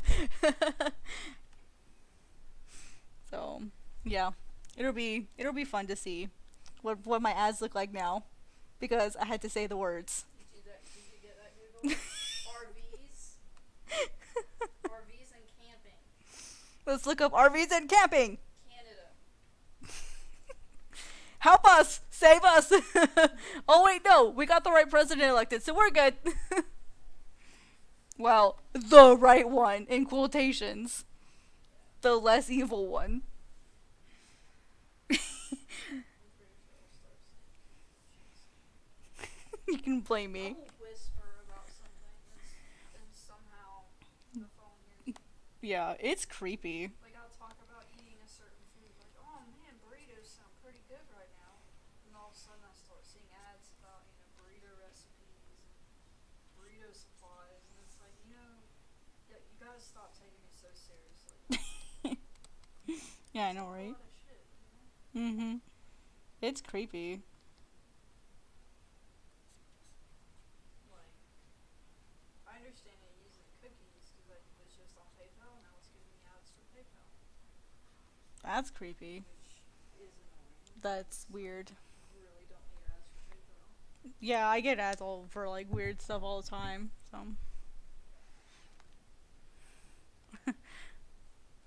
Oh, they'll wonder why I'm looking up how to set up a sacrificial altar, and then next they see me searching up angels' halos. They're like, why do you want? My Google showed me some nasty stuff when I went to look up how to draw. Yeah, you can look. You can see some really weird I was right. stuff. It's a travel ad. Oh, were you showing us travel ads? Yep, in the south where you go camping. Oh, what? That's creep. That took him like what, 30 seconds? Yeah. Damn. Okay, I'm gonna go to Facebook now and see what I find. Okay, let's see what my first sponsored ad is. I've never seen anything about Alabama. Okay, mine's Comixology, but to be fair, I go to Comixology a lot for work reasons. So, looking for the next one. Toyota, because I've been looking at trucks. That's so creepy. Yeah. I want to like do like a an ad thing where I just talk about a bunch of random stuff for a week. Upstart, because I've been looking at loans. Creepy. Spooky. Spookies. They know. They're stalking us. So, because I was looking at shit. Yeah, like, Stop it, Google. I'm not sure what it is. Google showed me. Oh yeah, yeah. You gotta be really super careful when you're looking up stuff. Like sometimes I'll look up stuff for animals, and I'll see like really nasty shit with animals, or like really traumatizing stuff with animals, or like you gotta look up like. Sometimes I have to draw like anthros, and you'll type in search like anthro blah blah blah, and then you see like furry porn everywhere, and it's like what the frick. I'm not used to that one. Well, I'm used to it too. I mean, it's good money. Just being honest, for Affinity, not safe for work is really good money. How do those people have that money? Because some of them are doctors. Like, a lot of them are. Really? Yeah, there are. I always. Some of them are pilots, some of them are doctors, some of them are nurses, some of them are. A lot of them are engineers. That's interesting. So, whenever you see them people throw around money, it's because they got that kind of money. Yeah, I've always wondered why they have such good money. Like Ace. Like, shit, son, where's you getting all your money from?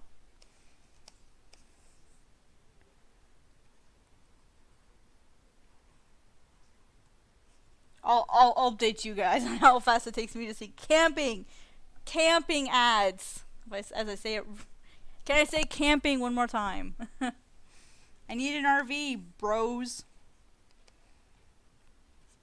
Man, when I was looking at RVs for a while, I got so many freaking ads for RVs. Yes, they are. That's my dream, though, is to have an RV and live in that. That'd be awesome.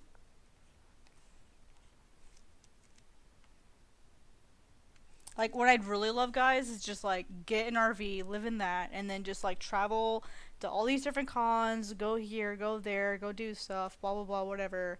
And then, to like just stream. Like that's my dream life. Travel to locations, do a mobile stream where I'm drawing whatever I'm seeing, and like that's my life. I am but a humble crumb. I don't have crazy desires. And you want to live it up. Yeah. Penthouse. With a big ass pool and all this cool stuff.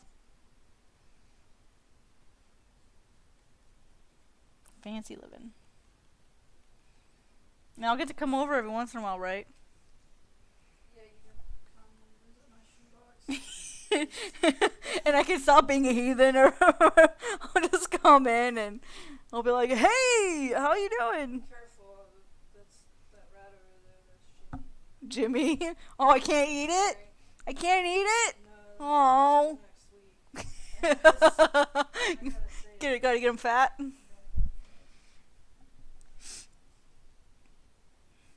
Yeah, I've had that happen too, where you'll be talking on the phone with someone about something, and you see ads from that too. Like they listen to your actual conversation. It's creepy.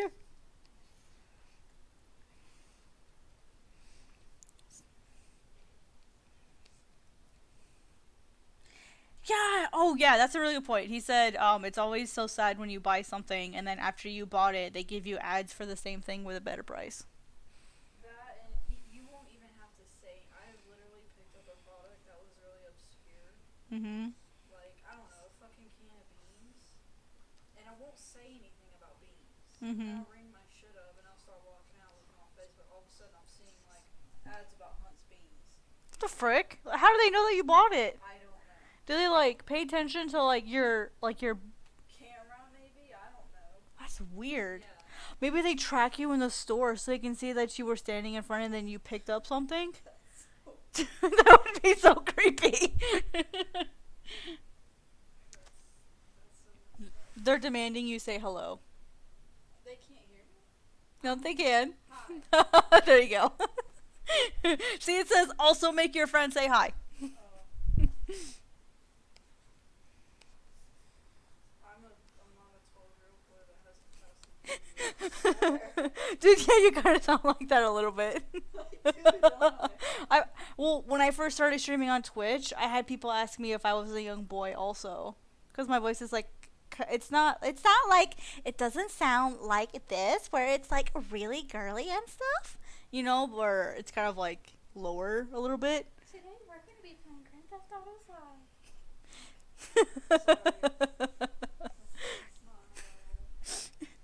We're gonna see how many points we can get by running people over. Did you play Grand Theft Auto? Yeah. Did you ever do the swing set of death? No, I haven't done that. That was in Grand Theft Auto 4. Yeah, I couldn't remember which one it was in. Okay. It's so fun. And it takes forever. You just have to like, and then all of a sudden, boom, it'll kick you back to like halfway across the map. It's so much fun. I mean, half the time you're wasted when you have to do it in a car though, otherwise you're wasted. Yeah. Unless it kicks you into the ocean, which it did my brother a few times.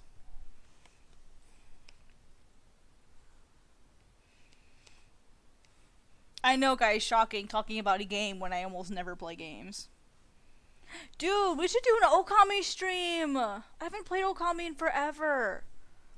Okay, guys, if I did a stream once a week where instead of drawing I played Okami, would you guys be okay with that?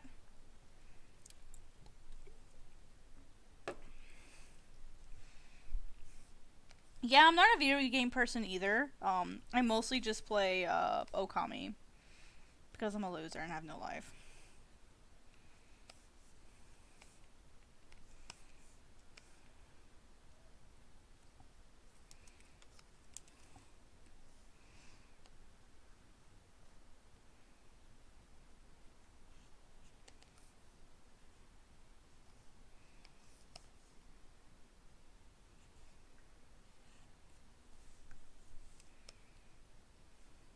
Well, I'm glad you guys can find more friends here who play the same games as you. That's awesome.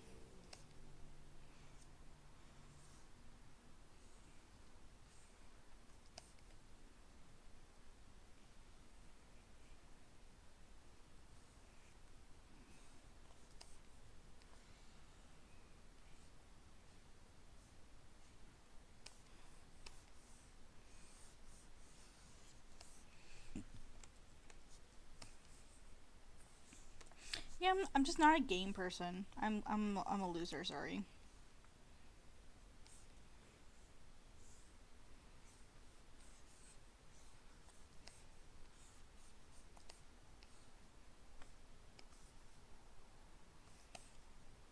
I'm not cool.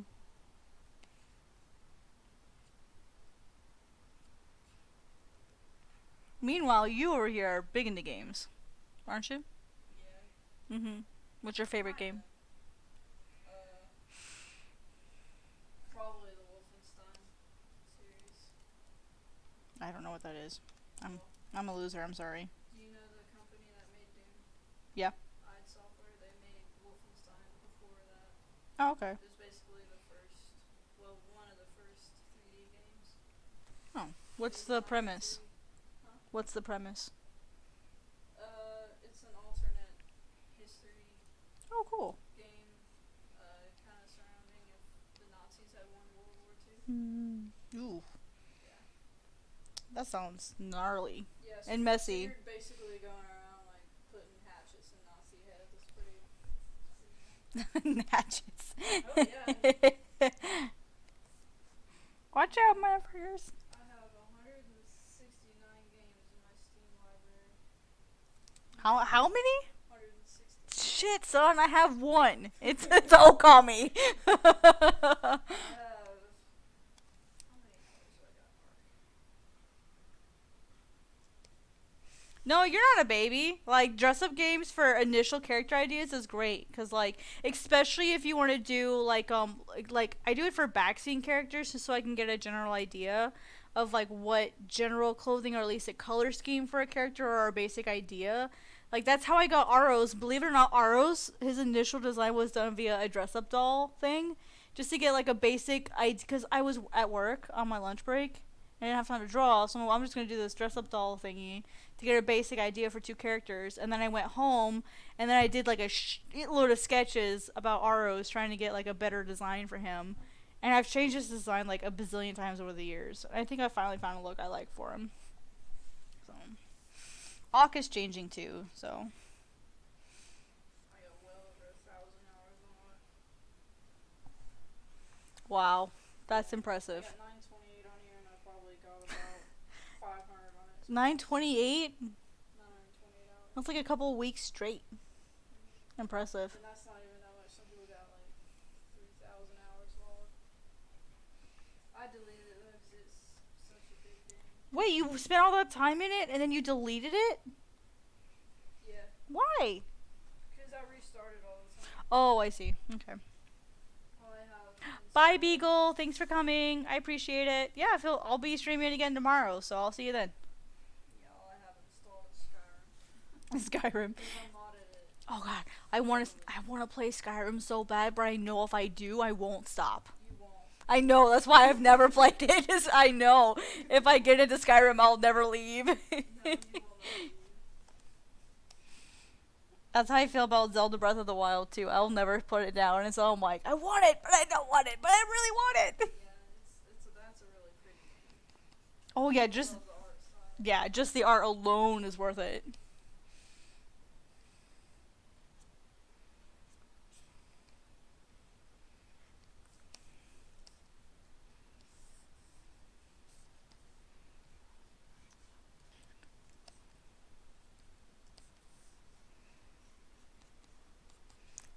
This is fun, guys. I miss streaming so much.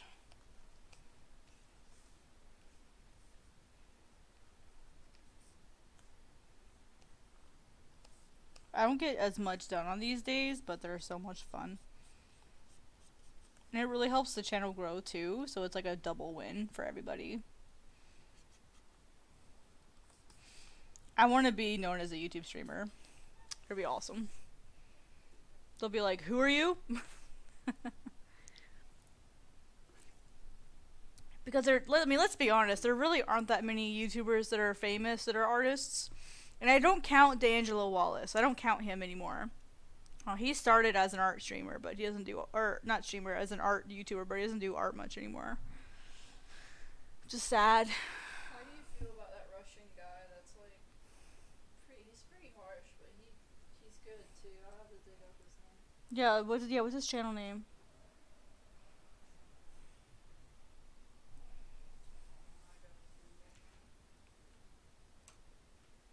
You finally get to socialize, dude. Yeah, I'll be streaming 4 days a week, so pop on by whenever you can. I haven't been able to stream a lot lately, just because I've just been so busy with everything. Since January, I never stopped going to work. So neither did my roommate, and that's the kind of thing that like is weird for both of us. It's like life just continued on as normal, except we just have to wear masks to work now. Like that's the only thing that changed, pretty much. Other than you don't live in Florida anymore.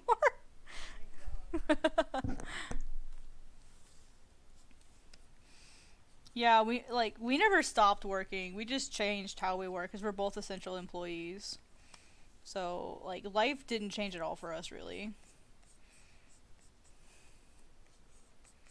I think a lot of people don't realize, like, a lot of people talk about, oh, essential workers, those medical people, all these other, like, the teachers, medical personnel. They talk about they talk about, let's praise our essential workers, let's praise our essential workers.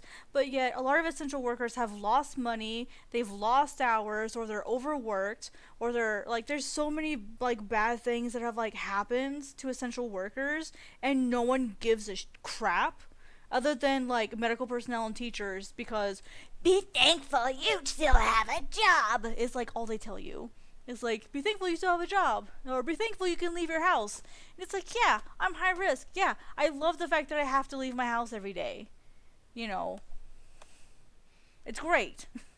I would love to be stuck in my house for 9 months. I don't know about you, bro. I'd love to be stuck in my house for 9 months because I can entertain myself with people on the internet. Like that's good enough for me. I don't need the daily constant human interaction. I'm not social in that sense that I need it to be physical, like IRL. I don't need that. I mean it's a bonus, but it's not required.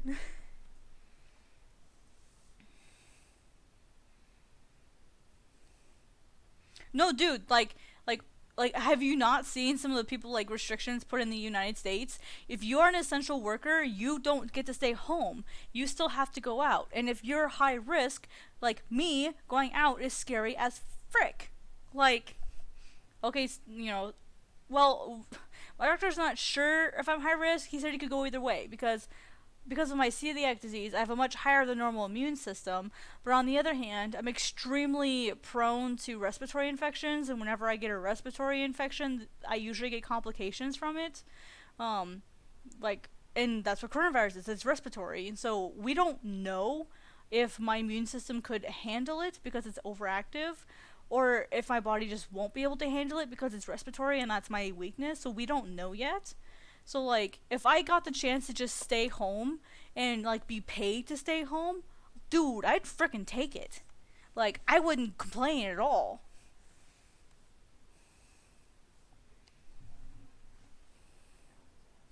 What's his name? Angel Ganev. I haven't seen his stuff yet. He's hilarious.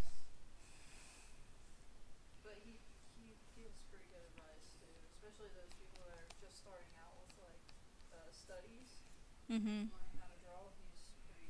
Nice. I'll have to look up his stuff for He's sure. an asshole, but I like him at the same time. I don't think that's necessarily bad though. I think He's sometimes got my kind of humor. yeah, well, and people need sometimes just to have people be blunt to them. Like Ethan, you know how Ethan Becker is. Yeah. Oh, okay. I love Ethan Becker. He's just like that. Like he's kind of like that, except like worse. Oh. I can't. He's say worse? He's better. Like I don't know, just the way he acts. He's like he's more brash. He's entertaining. Okay. I'll say that. Yeah. Yeah, my job can't work from home. I have to be in the office to work because I have two $36,000 machines that I have to use every day that I can't take home with me. So I don't even though I'm essential, I don't have the option of working at home, and neither does my roommate. Like we don't have that option. And I wish like more people would care about people like us, because just because we're still working doesn't mean we've not been impacted. Like especially artists, like do you know how hard it is to get commissions now? because everyone's trying to do commissions because all the cons are being canceled. Where do you think artists make most of their money? Conventions. A lot of artists make their money through conventions and commissions. There's no conventions going on, so then everyone's trying to do commissions. And with everyone trying to do commissions, only the really, really good artists are going to get the commissions, or people that have a huge fan base, you know, of people that have extra money, but a lot of people don't have extra money because of the pandemic. So artists are suffering really hard, so that's not good income. So I've lost a lot of money just from that because I'm not getting near as many commissions as I used to. And then for my regular day job, initially I had my hours cut, and I lost out on both of my work bonuses for the year. So I've lost thousands of dollars this year. So like, just because I'm still working doesn't mean I've not been hurt by this. And I think a lot of, and I don't mean, like, you're not saying that, but I think a lot of people forget that just because we're essential people and we didn't stop working doesn't mean we're not hurting. Yeah, and that's what a lot of people are doing, is they, like, a lot of artists that are taking commissions, and if they have the ability to donate, they donate the money they make from commissions to charity. Hi, Mila, how are you?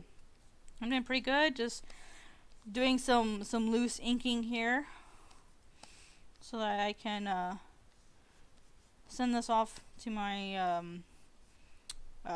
my collaboration partner so that they can work on it whenever they get free time, because they're hella busy right now making that money. How are you doing? Is it Mela or Maya?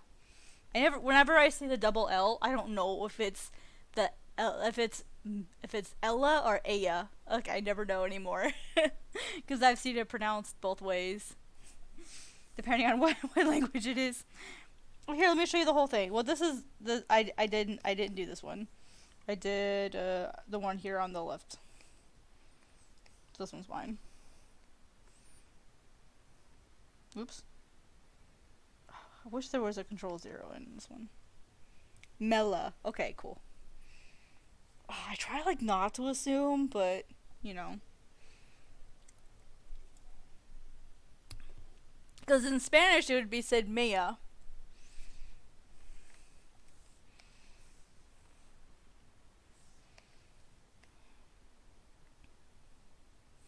So this is what I'm working on there. So here's the original line art that I did for it, the original sketch. And then I cleaned it up. Yeah, I cleaned it up, and now I'm doing the line art for it, so. Thank you. I'm good. I'm decently. I'm decent. Thank you. I appreciate the compliment.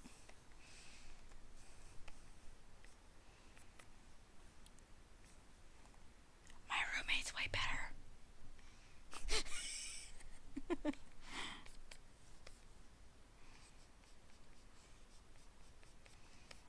So I normally don't do this sort of artwork. I usually do like comics and manga. So if you like comics and manga, you know, I can show you that stuff too. Cool. Honestly, it's just putting in the time to practice. Art's one of those things where you kind of get out what you put in. Usually. So like, I mean, it's also one of those things where there's like good ways to practice and bad ways to practice, but. Wait a minute. Oh, there it is. I was like, where's the thumb on this?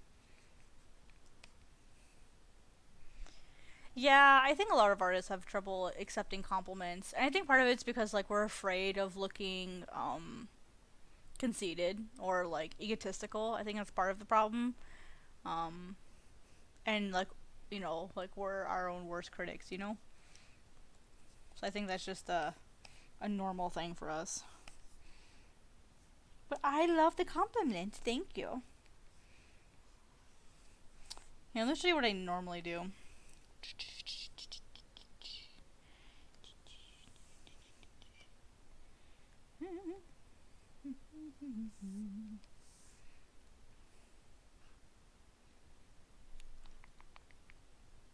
This is the kind of stuff I normally do.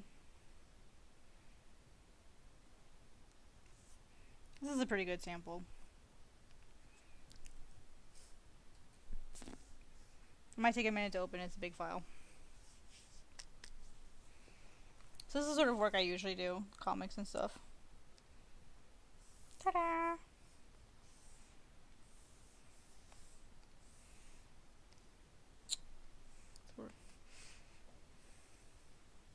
Yeah, I'm definitely working on, like, trying to... She's already said hi lots of times. She's been talking. Do you think I've been talking to myself the whole time? Maybe.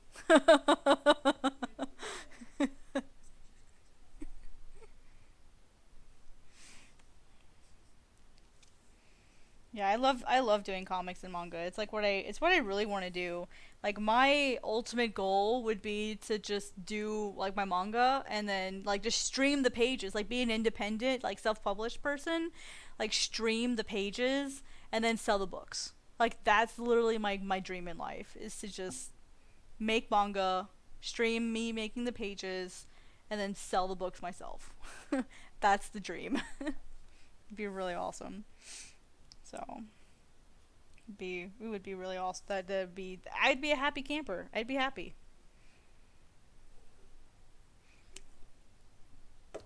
Yeah, guys, this is what I usually do. So, it is really detailed. That's what I usually do.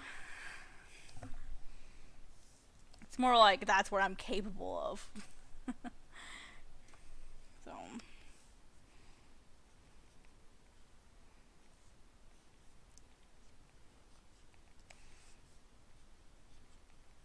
yep, and that's the stuff that I would really love to be streaming all the time because I know that that's, like, hopefully that's what people are coming here for to my channel is to talk about doing artwork and clip studio and manga. Like, that'd be what I hope people come here for. That's what people seem to like the most. So far, all of my top videos are all clip studio tutorials. So, once I get my editing back up and running and I can properly edit videos again, I'll be making more of those videos. Yeah, thank you. I'm really glad you guys like the pages. That one's actually available to read if you guys want to read that one. It's online right now for free. Or if you want the PDF, you can join up with my Patreon. And I have it there, and Patreon's only, I think it's like $3. I need to get it on Gumroad. I haven't made a Gumroad account yet. I need to do that so people can just like get just that. Let's see. Let me grab the link for you guys on where I have it online for you guys to read. Let me grab that for you.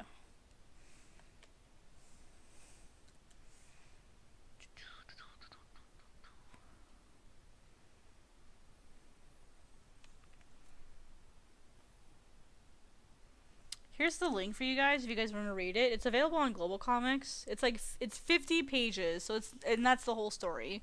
So that's it. It does read right to left like a normal manga.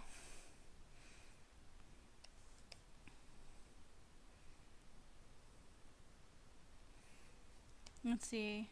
Let me catch up with the chat here. I use Autodesk Sketchbook. I wanted to do that too, but people never appreciate detail. Not cutesy.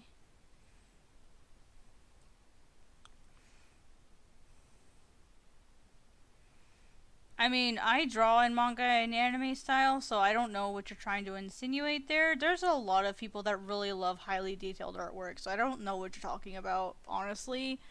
I mean, the problem is if you do, like, a comic or a manga that has, like, a ton of detail, the problem is most likely not that they don't like the artwork. The problem is that it just takes forever to make those pages. And when it takes you forever to make a page and you're not updating consistently and regularly, people tend to lose interest in your comic. That's just the unfortunate truth if you're going to work in comics and manga, is you have to be updating regularly. And that's the same with regular social media. And I mean, I hate saying that, but it's true. Unless you're like a master of SEO and hashtags and trending and stuff, then you're going to struggle. And also sometimes all it takes is like one person sharing your stuff and then you can blow up. So whatever it is that you enjoy doing, like, don't focus on whether it gets attention or not. Do what you actually like doing and like make sure you promote it and the audience will find you.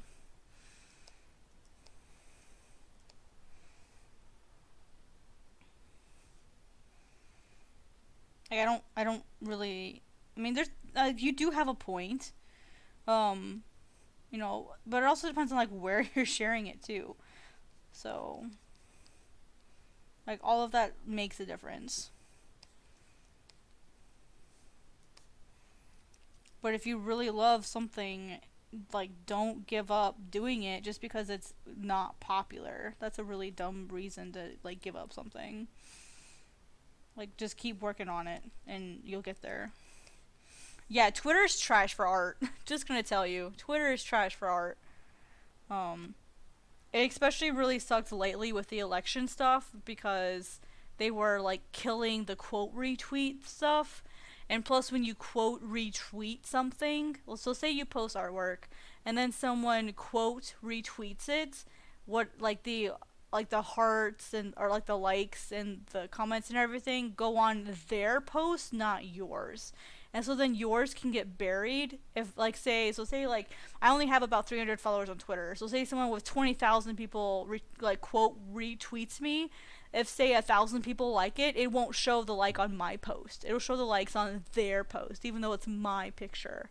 So unfortunately, that's why Twitter is really, really, really bad for artists. Like it's good because you can retweet stuff and it's really easy, but the problem is so many people quote retweet things, and then you just get lost in the crowd. So yeah, Twitter is not good for art.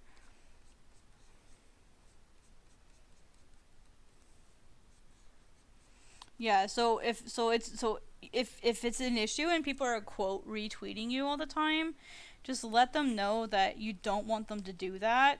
Just regular retweet it and it might help. Okay, so first off, don't do like the small artist thing. So unfortunately, Instagram is owned by Facebook now. So Instagram has Facebook's algorithm, and Facebook's algorithm is utter crap. So unfortunately, like it takes time for you to get out there, but also it's not just as simple as posting art. Because if you post art on Instagram and then you don't share it elsewhere, and then you don't use hashtags, you don't pay attention to when you're posting it, that sort of stuff. If you're not doing the and if so if you're not doing certain things on Instagram, if you're just posting art and hoping for the best, that's never gonna work. You're never gonna be found in search. You have to use hashtags. You have to use them the right way. You can't spam them. And you have to be active with other users. If you just post and you never like just liking people's Instagram posts isn't enough. You need to go and you need to be active. You need to talk to people. You need to share their stuff. You need to share your stuff. You need to use the right hashtags and the right time of day. Aim for the right target crowd. Like getting big on social media isn't just as simple as posting stuff and then never looking at it ever again. That's not how it works.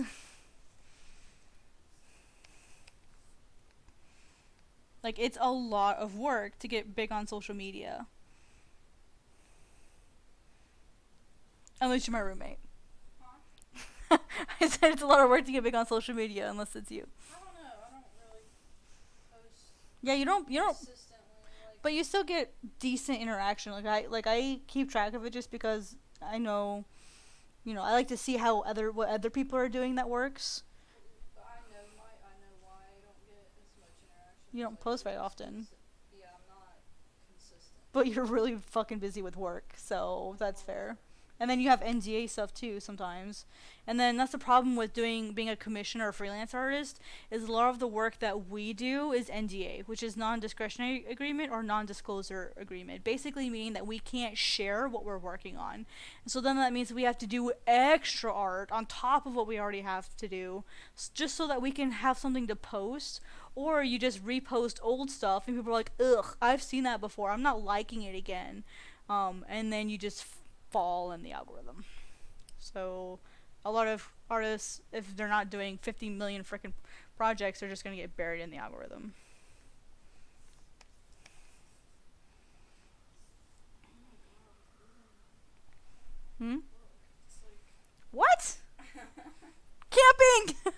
Camping! Actually, this came out. Somebody posted this on Oh, that's. They're strange. I What don't the even know frick? what that is. It looks like weed, but is it like an herb? Like what is that? I can't even tell what that is. I They almost look like rat tails. Yeah. Like attached, like if weed had a It's tail. Wish. But it's Wish though, so you never know what they're gonna show you. Oh, the NDA thing? Yeah, the NDA thing is not new at all. Usually you sign NDAs with companies, that way they prevent you from sharing stuff too early. For example, it could ruin a competitive chance. So for example, Tokyo Pop has released Inker, so now I can talk about it. Inker is like it's a collaborative effort to have manga online for you to be able to read. Back in 2018, I already knew about it. They were already talking about it, and I was in one of their meetings for it, and I had to sign an NDA with Tokyo Pop saying until they release information about it, I cannot talk about it.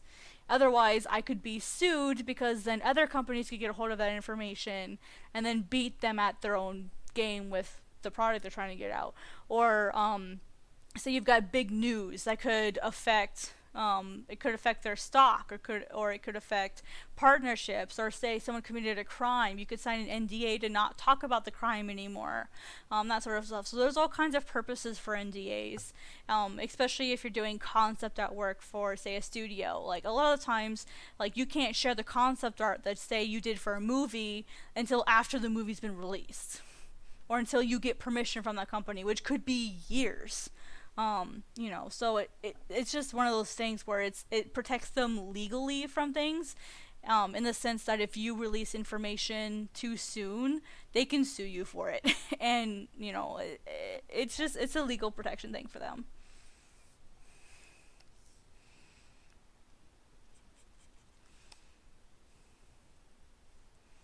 Yeah, so NDAs are really, really important to follow because if you break them, your butt could be in a lot of legal trouble. Everything that I did for NDA with Tokyo Pop is now released, because they've started talking about it now and it's public information. But I still try not to talk about it too much because just out of politeness. I keep track of it just so that I know what I can and can't say, basically. A lot of times at work, you have what are called like you can't disclose how much you make. A lot of times at work, it depends on your state. In some states, it's illegal to prohibit your employees from talking about their wages, and in some states, you totally can. So, like here in South Dakota, we can get fired for talking about our wages. So, with their employees, because it's a right to work state, so they can terminate us for literally any reason without notice, which really sucks.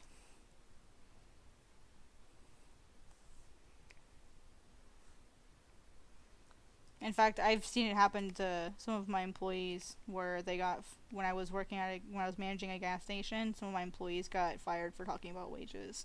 I didn't fire them, but my higher ups did, which I felt really bad for them.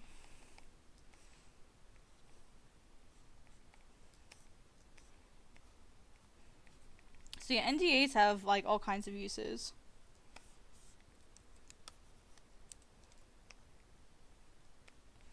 I'll be live for only about another 30 minutes.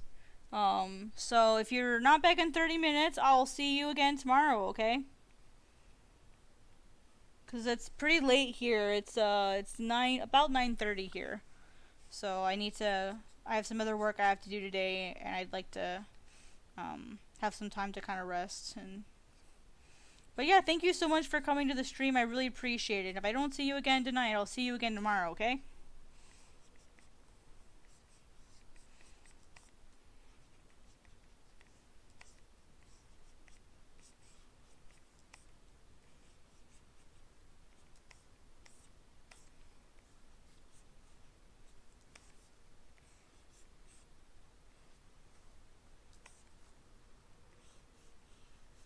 That's my way of doing fur give you anxiety. How do you do it? Like this. Does Oh, give you no, anxiety? it's it's other ways. Other ways. I know what you're talking about. Yeah.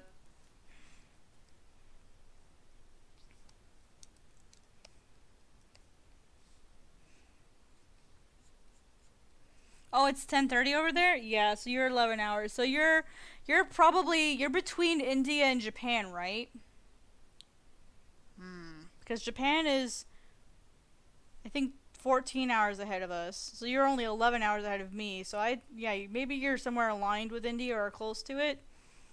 That's my guess. Somewhere in line with them is my guess.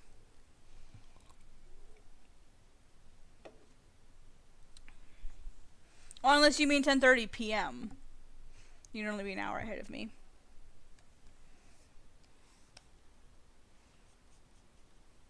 North Carolina, okay. I don't know why my brain suddenly has jumped to assuming you're on the other end of the world. So I'm trying to be like educated on like where everyone's like in relation to me. You done for the day, bro? Oh, no. Or tablet just being dumb? No, I was going around and social media. I thought he said squirreling around. That too. I was like, what?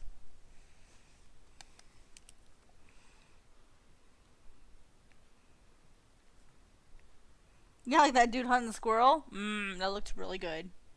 We were watching this show on Netflix called Meat Eater, and it's about this guy who goes hunting and stuff. And he went hunting and with this guy, and they caught like a bunch of squirrels, and they had squirrel. It was like a hot pocket Croissant.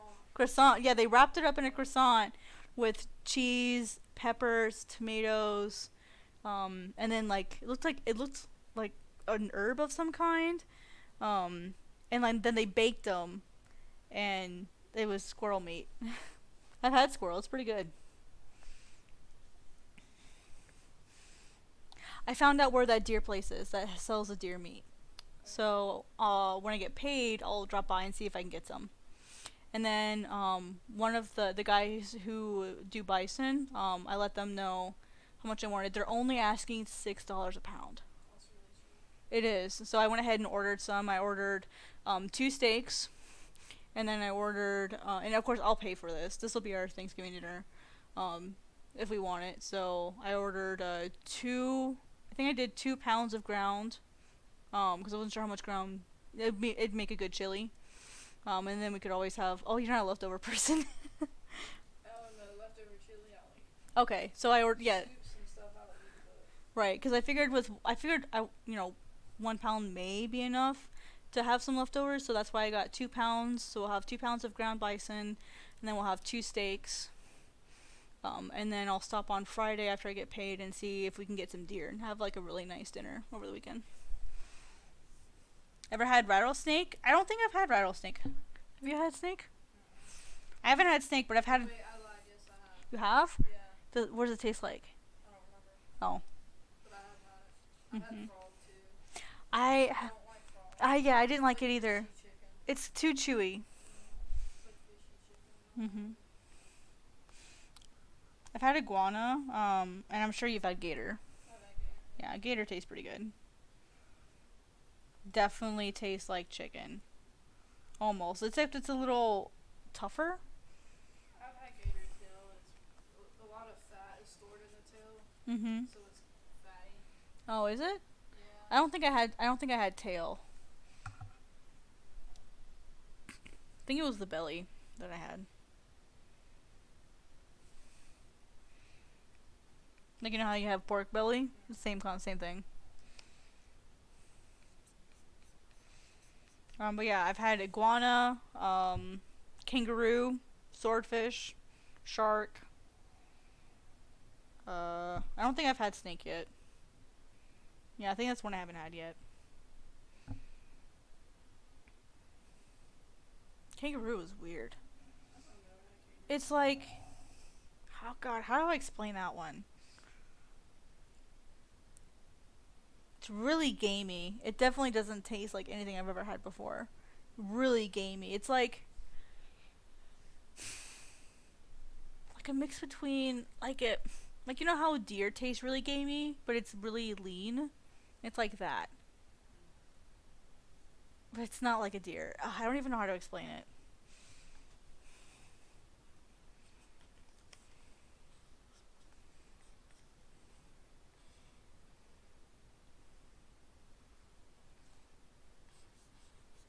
I like the iguana though. That was really good. I haven't had any good or anything. Let's put it this way: when I ate it, I asked him what bird it was, because it does taste like poultry.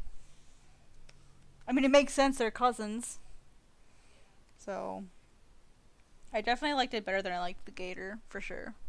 But it definitely tastes like poultry. Yeah, you can eat kangaroo. I had that when I was in Sarasota. I forget where I had it at. Forget.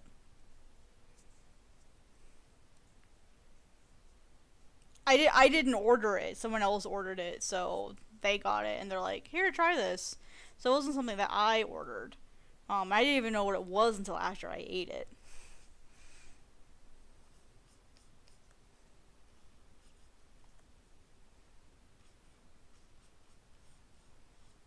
I think it was like a weird special. It was like a special event or something. Like, you know how they have like those like street festivals downtown and stuff. So it was like it wasn't like a normal restaurant. Um, so it was one of those like cool festivals that they have in town.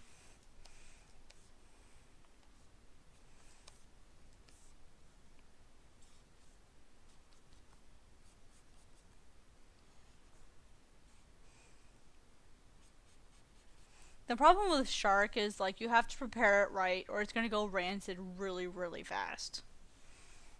So,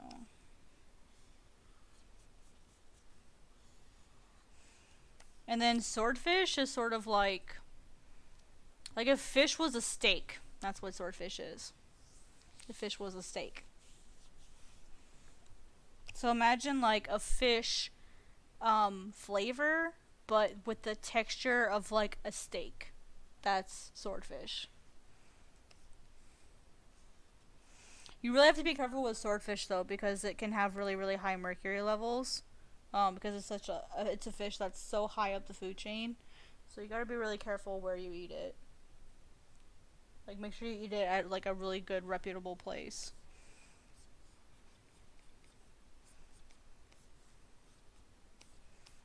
I wouldn't recommend buying the fillets on your own unless you're getting them from a place that you know is safe to order from.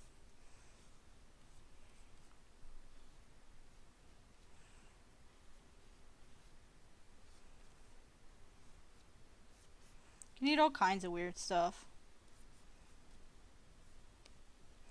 Hi, Pablo. How are you? Thank you for stopping by. I really appreciate it. Here, let me show you what I'm working on. So, this is what I'm working on. What did I do to those paws? Oh my goodness. This is why you zoom out, kids. You can see what monstrosities you're committing.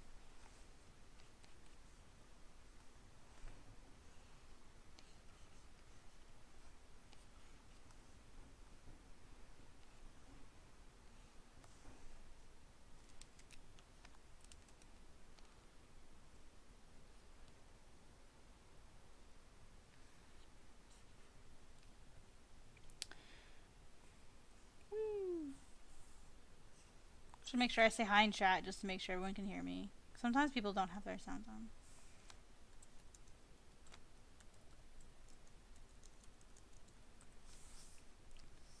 Or sometimes it glitches when the moment I say hi, so yeah. Hello!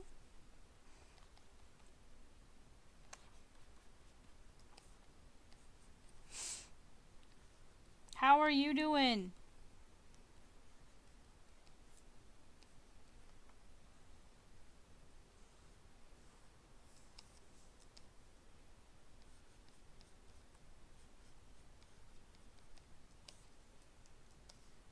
From Mexico? Oh, okay. ¿Cómo estás? My Spanish isn't very good anymore. I studied it for 8 years, so I do better reading than I do speaking. If I can write it out, I usually do better too. But how are you? Where are you in Mexico? Well, I guess that's a weird question. I've never been to Mexico, but I've flown over it a few times.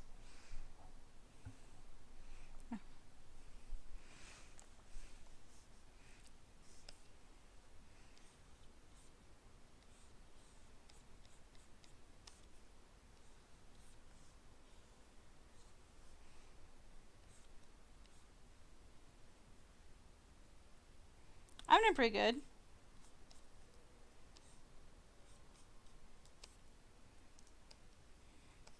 Just chilling. Got about 30 minutes left. So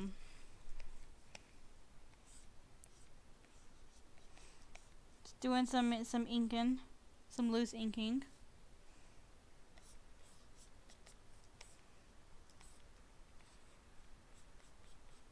Kind of sad because I've lost a lot of my Spanish.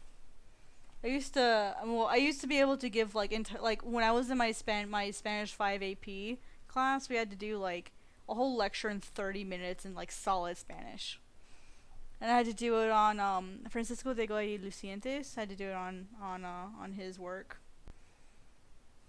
That was fun. A solid 30-minute spiel in Spanish. Ouch.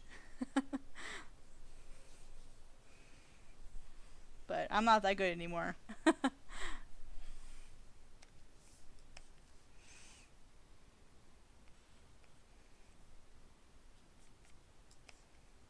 Thank you. And we'll see you, Sonora.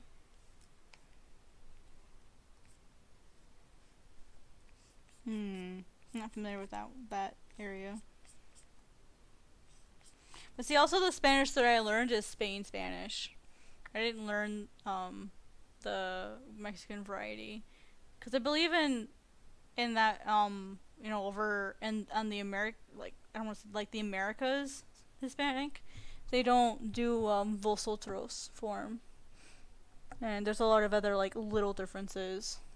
So when I was in Costa Rica, everyone is like I'm using vosotros, and people are like, what? That's weird. Where are you from? United States, where they teach us Spain Spanish? I would hope so. Estudio mi escuela por 8 años.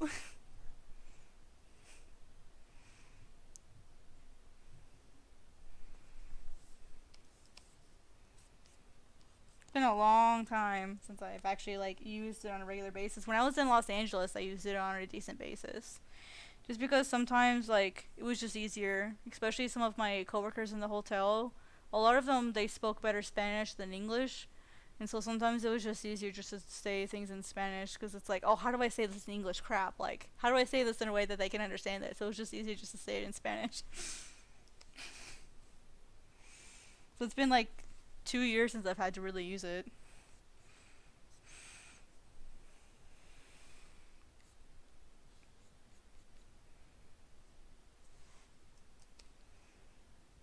Aw, thank you. I love doing line art. I don't know why people hate it so much.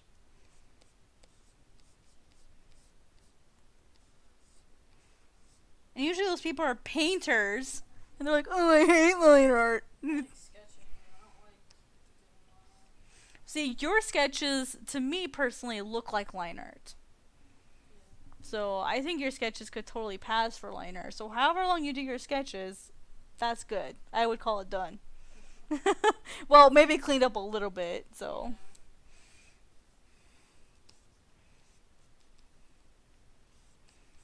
Oh man, my Spanish teacher was so scary though. Senora Baldwin, oh my gosh, she was so scary. Like, if you spoke like any English in her class, she'd be like, Espanol! And it's like, ah! Like, she would scream it at you.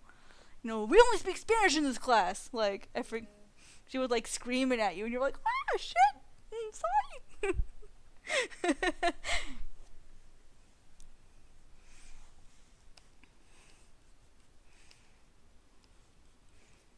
It was really handy when I went down to Costa Rica, and we were in San Jose, and we were like going shopping, especially for food. And there was this dude. Oh wait, there was this guy who I forget what the food was, but he was selling food, and he was talking. So of the 14 of us that went down to Costa Rica, there were only a few of us that could speak Spanish, and so they separated us into groups that could speak it. And like I said, at the time I was still in school, so I was still using it regularly, so I could still listen to it pretty well. And I had just passed my National Honor Society exam, so like I'm not like I wasn't some trumpet Spanish.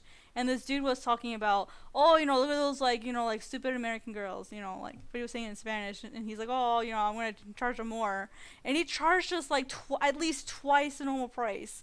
And so I looked at him and I'm like, dude, what the frick are you doing? Like, I talked to him in Spanish and you could just see his face just go like, oh shit. So I'm like, dude, we're gonna go elsewhere. Like, screw you. So it was frustrating, like, being in Costa Rica and like I look freaking white as hell. Like, I'm a blonde, blue-eyed person. Like, I look hella white.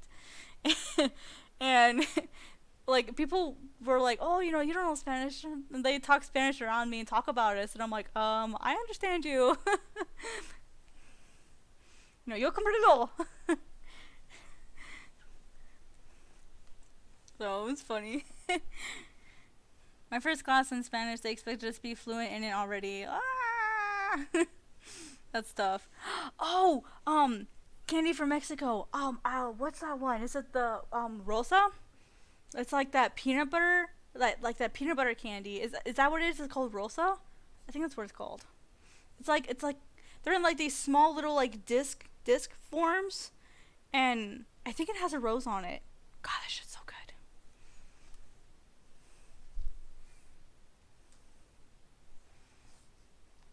Oh, welcome back, Den. Welcome back, and hi, JMB Studios. How are you? Man, my first Spanish class was when I was in, I want to say 4th grade was my first time, my first class.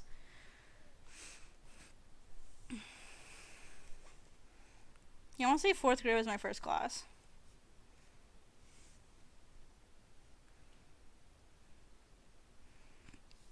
Now I'm studying Japanese. Wow.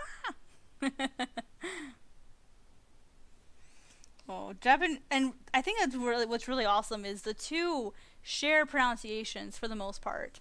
So I mean, if you know Japanese, you pretty much, or if you know Japanese or Spanish, like, you pretty much already have like the basic pronunciation for the other language. So they're very similar in terms of that sense. Like your I's are pronounced like E's, and like your A and your O and your S sounds are really, really similar.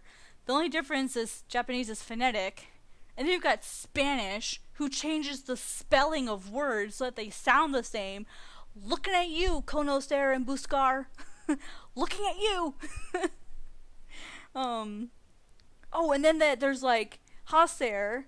They've got your irregular verbs, and you're like, how do you get hago out of hacer? How do you what?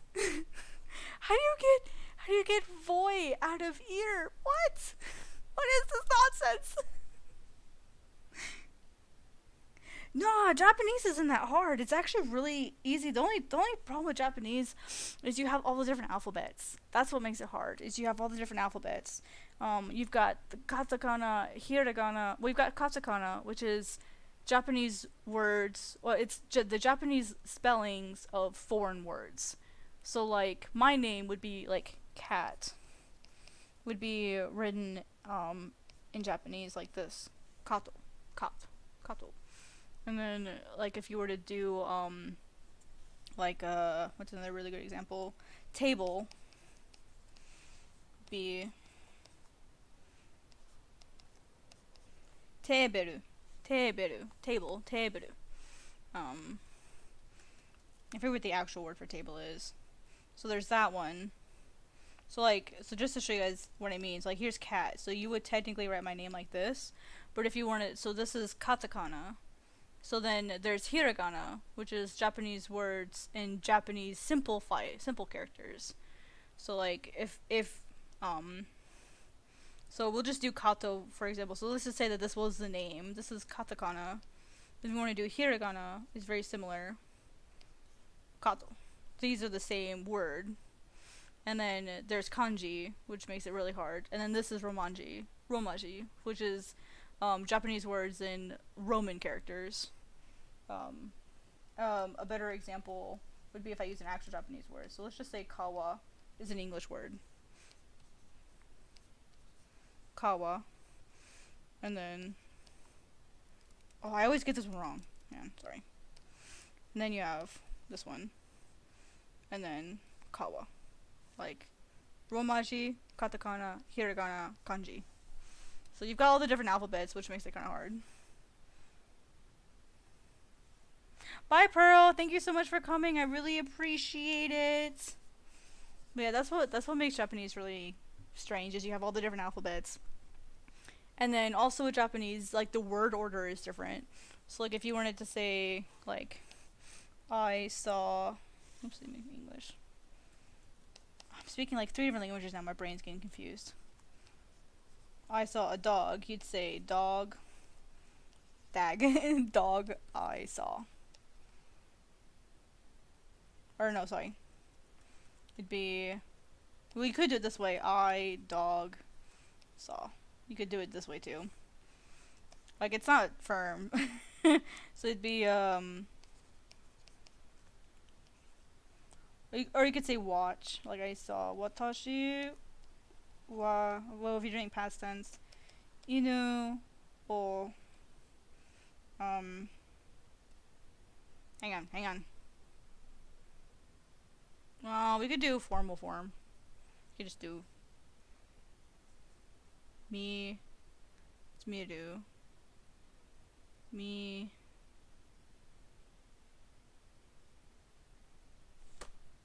My brain's derping. Frick. My brain's derping on me.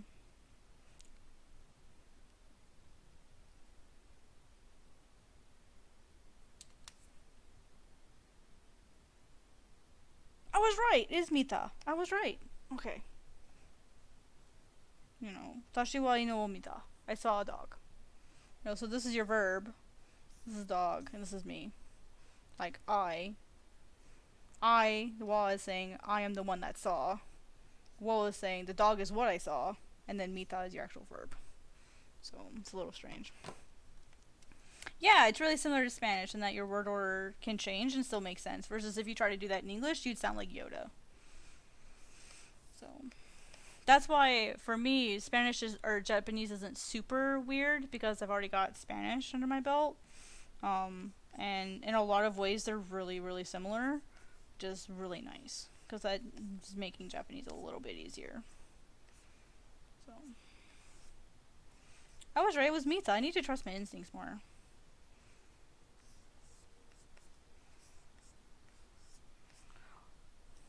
Well, my brain said Mita, and then I was like, is it Mita or Mita?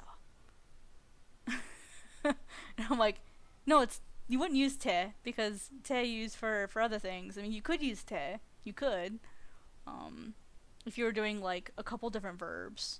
So like if you were to say I saw a dog and then I did this and then I did this and then I did this, you could use te form for all of the verbs.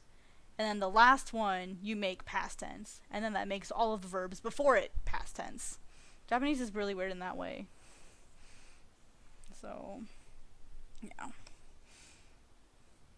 And that in Japanese, just like in Spanish, you don't conjugate all the verbs. Like in Spanish, you only conjugate the first one. At least for that, like, clause, you only conjugate the first one. In Japanese, you conjugate the last one, but you put all the ones before it in te form. So it's really weird. Like it has like similar weirdness, but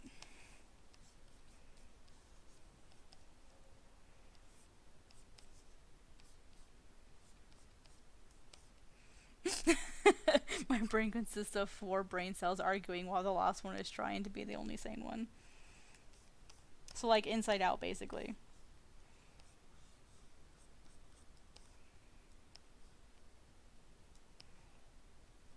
We can talk about art. So what kind of art do you make, Pablo?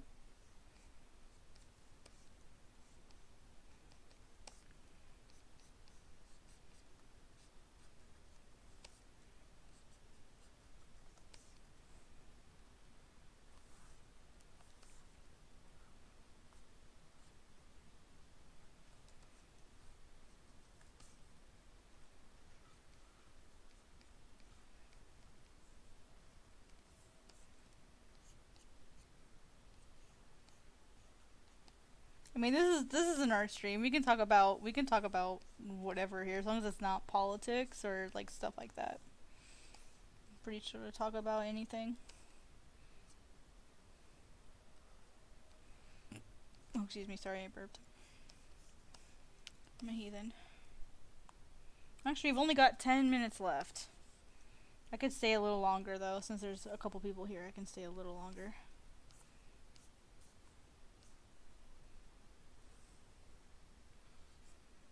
If you have any questions, Pablo, since this is your first stream with me, I love getting questions, even if I'm doing a commission. So if you ever have a question, like, or whatever, just let me know.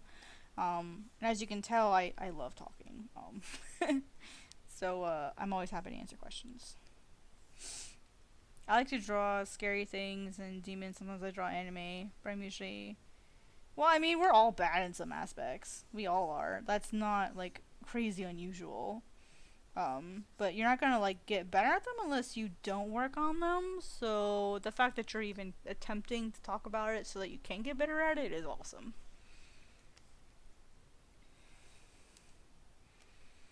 Let's see. I think I'm going to redesign the Eagle Miraculous because I don't really like its current design. I mean, if you don't like it, change it. I'm changing my main character in Nor. I'm changing his design. Actually, I'm changing a couple of them. There's no shame in changing something if it's just not working for you anymore. I mean, people change, like, for people who, for example, people have personas, right? And, like, that's a big deal to them. If it doesn't fit them anymore, they change it. So, like, don't stress and feel like when you make a design for something, like, it has to stay the same. You know, like, you're good.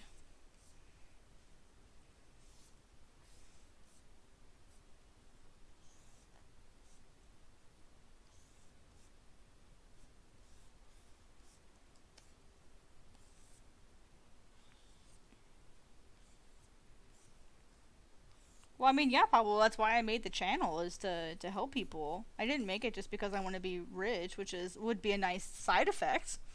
That would be kind of nice. But I made it because I like talking with people, and I want to give back, and I want to learn, and, you know, having it become a form of income for me would be a really nice, you know, like, extra. You know, it'd be really nice to be able to make a living that way just by helping people, because then I get something and they get something, you know?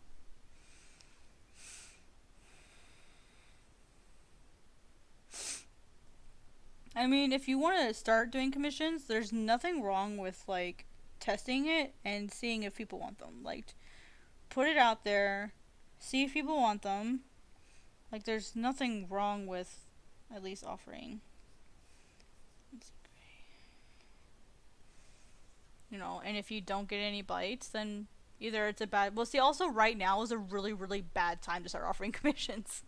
Because it's just a really bad year for all artists. Like, all over the world. It's just a really bad year. Because there's no conventions, so all of the critically of that art is bad.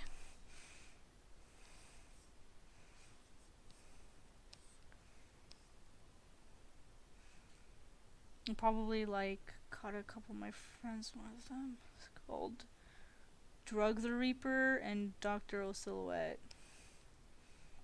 Oh, you meant for Pablo.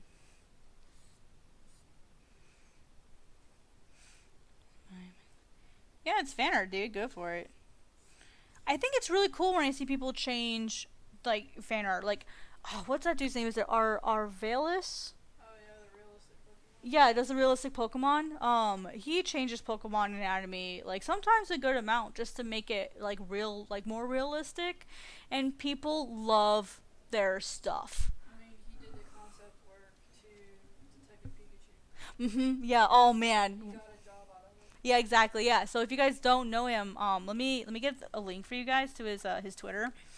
And he did realistic Pokemon for a really long time, and so much people, like, gave him crap for it. Because, that's not what Pokemon really look like. Blah, blah, blah, that's really gross. And the dude got a job working on Detective Pikachu for doing realistic Pokemon. You know, and by making it quote different. So that's his Twitter page. His work is really great. And he also did, like, the Mesoamerican style Pokemon too. He did both of them. So yeah, there's all kinds of, like, really good stuff out there.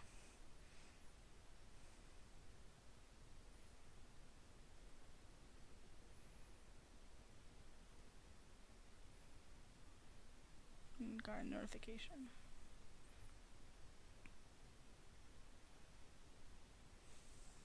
Welcome back, Mark. Welcome back.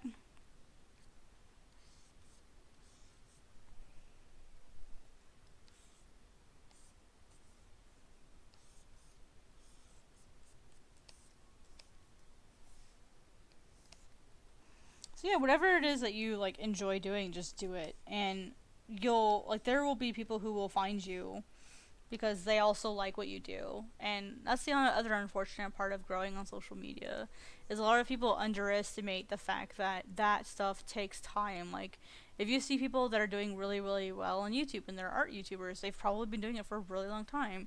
For example, there's two people that I follow and they've been doing art on YouTube for like 3 or 4 years at minimum, and they're at like maybe like 5,000-6,000 subscribers.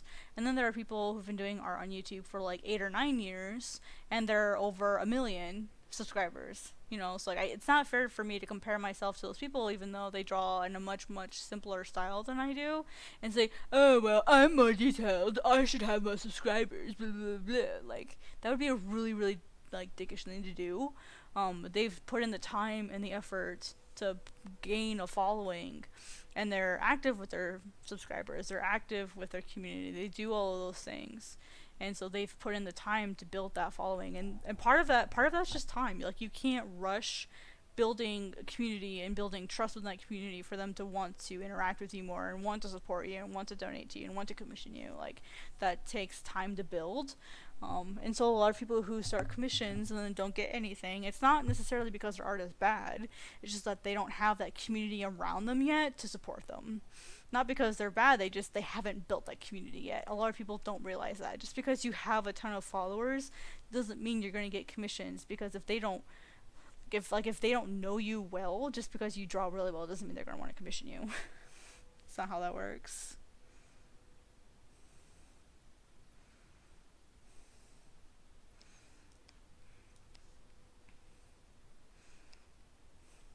Yeah, a lot of people have like their reasons for wanting to get better. Mine is I just want to be able to live on my artwork.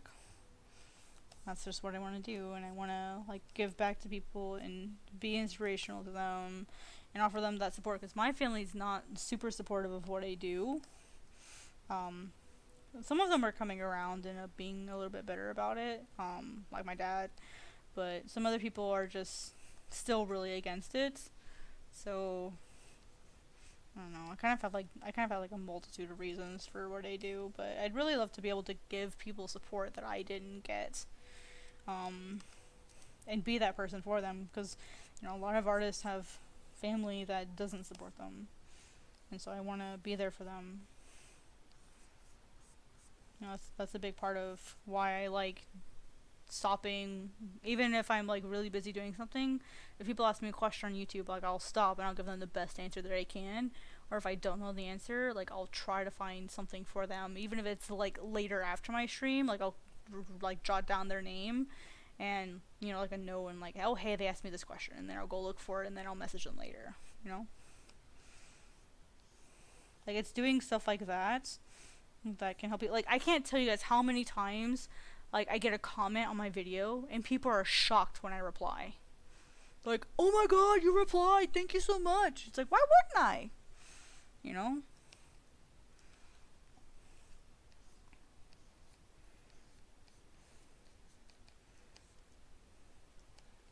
I think JMB also, like I mentioned it just a little bit ago, this is a really hard year for commissions, only because so many artists are now out of a lot of money because of conventions. Like they have to book those cons in advance, and a lot of those cons didn't refund people, and in exchange saved them their seat for next year.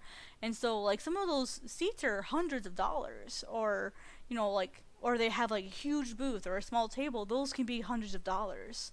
And some of them, like San Diego Comic Con, is a wait list. and it's years long. Some cons, like the non-desk con in Colorado, is a lottery, and so you may not get that chance next year. So they're, of course, they're going to want to save their seats, and because they want to save their seats, they're not getting a refund, and so they're still out all this money, and they're not getting the money back this year. So they're having to do commissions, they're having to do extra work to make that money. So I think this year is just a really hard year for artists in general.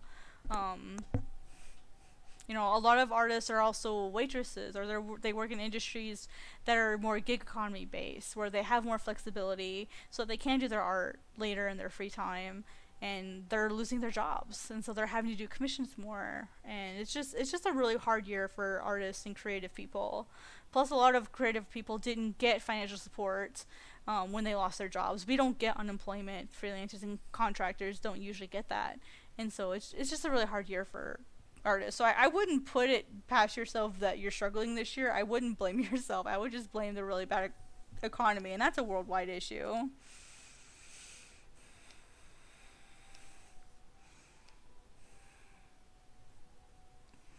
My goal is to have my art as pretty as Sailor Moon, but that'll probably... Dude, don't say it'll never happen. Like, don't be that pessimistic. Like, I understand, like, there's, like, there's being realistic with your expectations, but also, like, by the time the artist that got Sailor Moon, like, when she published it, she wasn't a young person. you know? Like, she was an adult already, and so, when you have, like, plus who knows, maybe she'd been drunk since she was a little kid. I'd have to look into her and see what her history is. But also when you do manga, you're constantly drawing it again and again and again. So look at how often are you actually drawing? How much time are you putting into it? Are you playing too many video games? Do you work too much? Do you have to work a lot to support yourself? All of those factors can affect how fast you grow. So it's not just necessarily, oh, well, I'll never be that good. It's how much time are you putting into it now versus how much time do you need to be putting into it to get to where you want to go.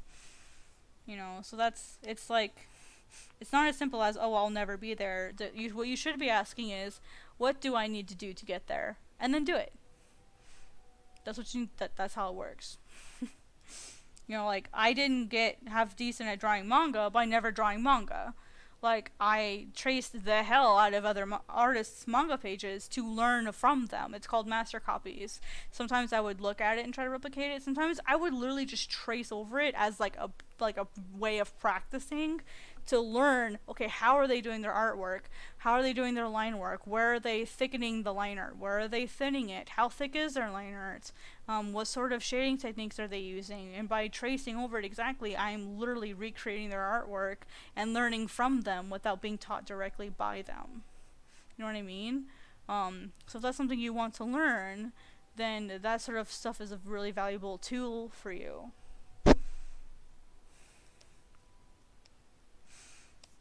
Right, but if you never... But I understand what you're saying. But at the same time, being pessimistic and telling yourself it'll never happen, that means you've already been defeated. Like you've already defeated yourself. So, like, you have to have that optimism, or otherwise, like, your brain's gonna trick you into saying, well, why bother? Why do that? If you want something, you gotta chase it. So don't sit there and say, oh, well, I'm never gonna get there. Like, say you are going to get there, and then do what you need to do to get there, and you'll get there. I know it's not exactly that simple, but that's a huge part of growing and getting better, is having that optimism to realize that it's possible. That's a huge part of it. Like, I see so many artists that actually are great, and they're just really negative about it, and it's like, dude, like, there's being realistic, and then there's just being really negative about it. It's a really fine line.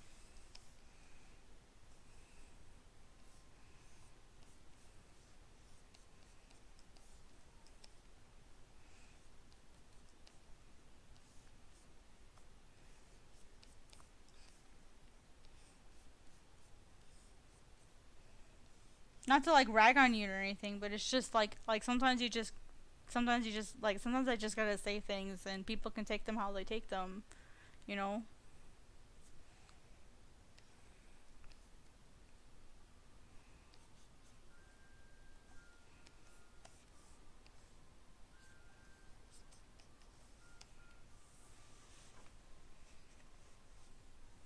Right, and it's hard when you're by yourself and you don't have like that group to get feedback from.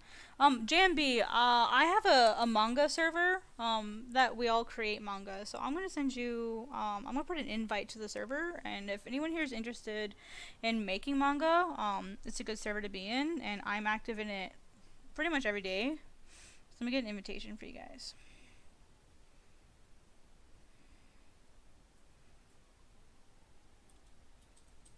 And this link will only work today, so make sure you guys use it.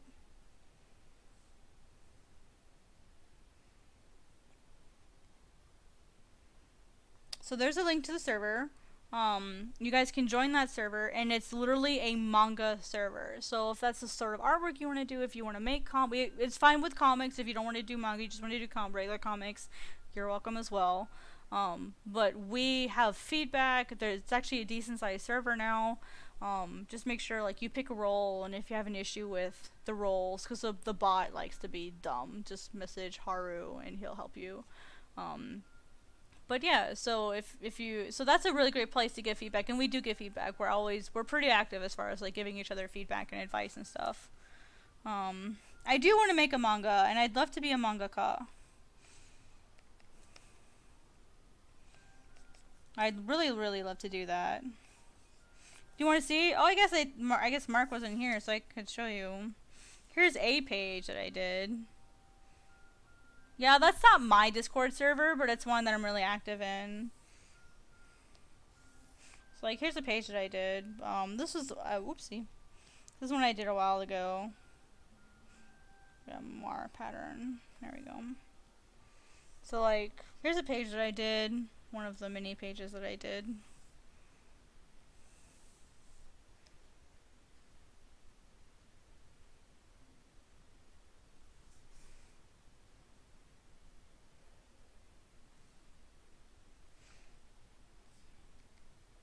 Like, here's another one that I did. This is, I think, the flat version. Where it's like a full page spread. Like, and this was my first time making a manga, you know? So, actually, I don't think this is this is not the completed version. But just to show you, like, this is my first time making a manga, and it's really scary because I'm not, like, a professional manga maker, but I'm still making it, even though it's not where I want it to be. I'm still putting in the time and effort to make it, and by making more, like the way you get better at riding a bike is not by staring at the bike or watching other people ride the bike. The way you get better at riding a bike is by getting on the frickin' bike yourself and stumbling through learning how to ride a bike. That's how you get better. You know?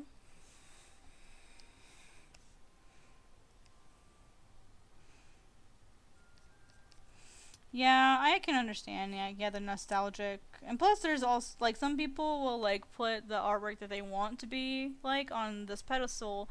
And the other issue is like as you grow and as you improve and you become better, like your goals will change and you'll have higher standards for yourself as you go along. Like the standards, like if I like me 10 years ago, I would look at the me now as like an art god.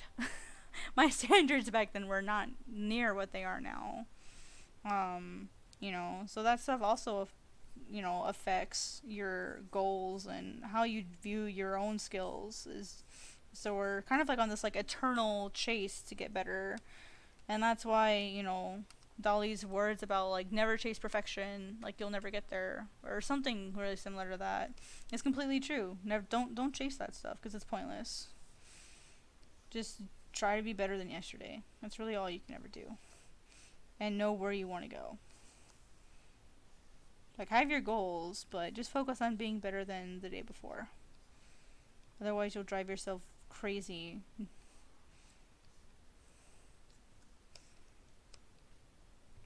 All artists have the problem of looking down on themselves. That's not a unique problem. So I think that's something definitely like people can relate, especially people that are here right now in the stream. A lot of us can relate to that. So, you know, I think it's also an issue of you just being kinder to yourself, and that's a habit. That's a mental habit. That's not a personality trait. It's a habit. You can fix it. And it's not an easy habit to fix. No, that's how habits work.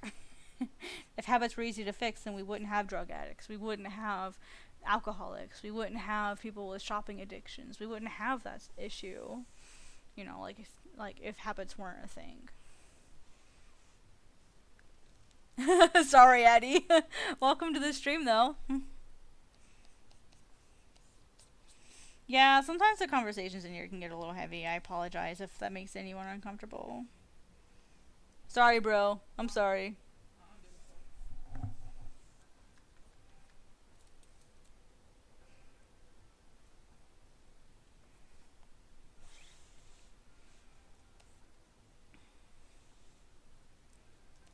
Oh, we don't have support. Like, my family didn't support me. When I applied to art school, I got kicked out. Like, my family gave no shits. They're like, well, you want to be a poor person? You don't want to have a real job? You want to go, be a, sugar child? Like, what is it? Sugar baby? That's what the word is? Like, you just want to go find a rich man and never have to go work in your life? Like, that's literally what my family said to me is, oh, you don't want to work for a living. Go find some rich person and go marry him. Because obviously you don't want to have a real job. And they kicked me out of the house when just applying to art school. So like, I perfectly understand what it's like to like not have that support. I mean, I got really lucky in that they were willing to take out student loans for me. But I technically, morally should pay them back. So there's like, well, make sure you check their artwork because I retweet a lot of stuff on my Twitter page. I retweet a lot of things. But yeah, welcome, Addie. Welcome. Addie Vasquez.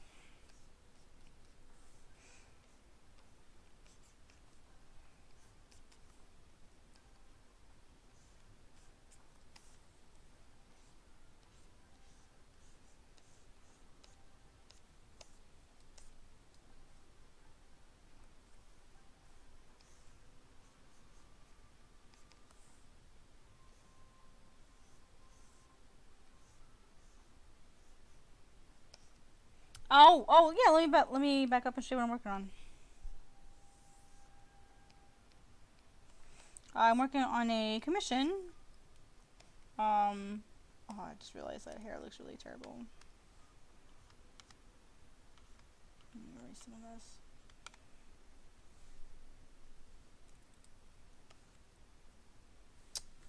Wow, yeah, I fucked up.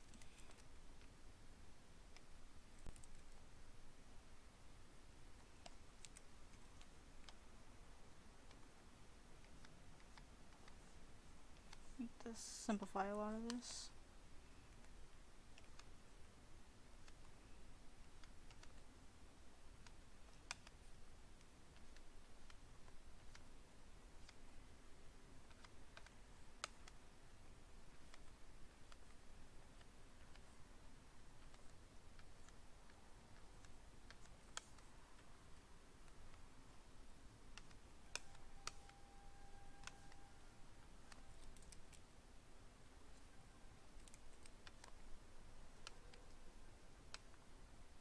I think the ears are too far back.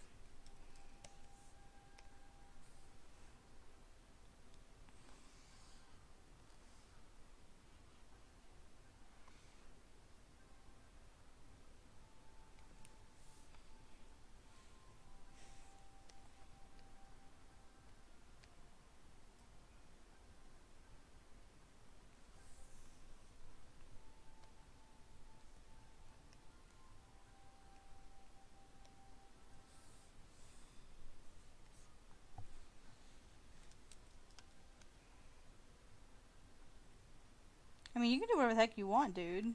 And no one can really tell you what to do. If you want to leave university and go be an artist, that's totally up to you. My question is just be sure that you're willing to handle the fallout of leaving university, especially if you have student loans. I'm not sure how Mexico's financial aid system works. Like if you're willing to leave university, like you have to look ahead in terms of your finances. Because as you clearly know, being an artist and finances just don't usually go well together, at least not initially. Like most artists I've noticed take like 5 to 10 years before they like finally take off. and sometimes it's even longer than that. And that's out of university, so it's not like super simple succeeding, which everybody knows this. But like, are you willing to work like 2 jobs if you have to? Are you willing to work 3 jobs? Are you willing to do literally like legit whatever it takes to get there? Because it's probably not going to be very easy. And are you willing to draw whatever you want to do and not let other people control you? Like, there's a lot of like little emotional stuff in terms of being an artist that a lot of people aren't prepared for, and that's the stuff that stops them. The Discord link doesn't work. It might have only been for one person. Let me get a different Discord link.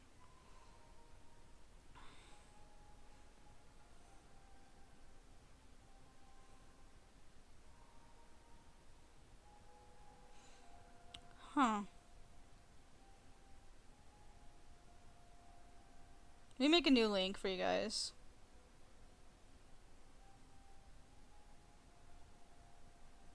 Okay, I've got a new link for you guys, so hopefully this one will work.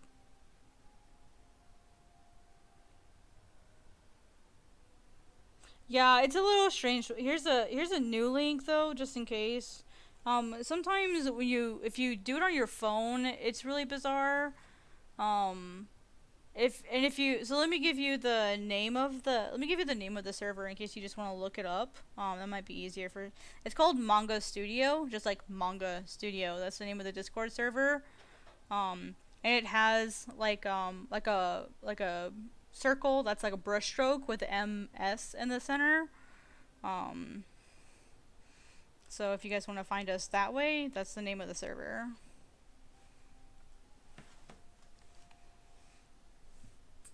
Hang on, let me see what Addie said here. Hang on, let me catch up on chat. My 14-year-old self would be shocked that I can draw as well. What do you think about me leaving university? I live with my grandparents due to legal issues, and even though they support my art as a hobby, they don't want me pursuing it as a career, but my mom and her boyfriend support me 100%. So there's yeah, you're lucky to have like your parents support you at least. So hopefully that'll work out for you, since you do have some like family support. A lot of people don't even have that much.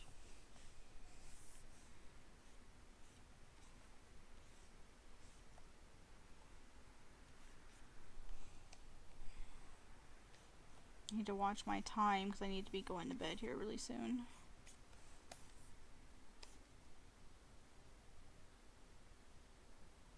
Oh, yeah, that stuff sucks when people accuse you of theft and you're like, no, bro, like, I totally drew this. I've had times where people accuse me of stealing something, and then when they link me to the original source, it's like, no, they're the thief, I'm the original, and here's how I can prove it. Yeah, I've had stuff like that happen. That is, like, the absolute worst, because it's like, this person's literally taking credit for my artwork and making people think that I'm the thief. I've had that happen. Have you ever had that happen? Oh, I bet you have. People just steal your shit fucking everywhere. Yeah. I'm sorry, dude. I have my artworks used for a Spanish adaptation to White Fang. Really? It's being sold on Amazon. Oh, as a book cover? Oh my god, that's terrible. You don't even. Oh man, imagine the royalties you could make from that. Why? I don't know, after a while you just get tired of it. Yeah, they'd be like, that's too much work. Damn, that sucks.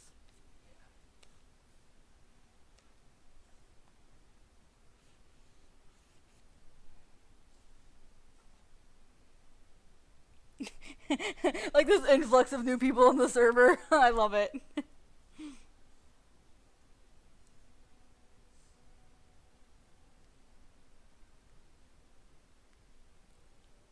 I have the same username in the server, so it's a lot easier for people to find me in the server.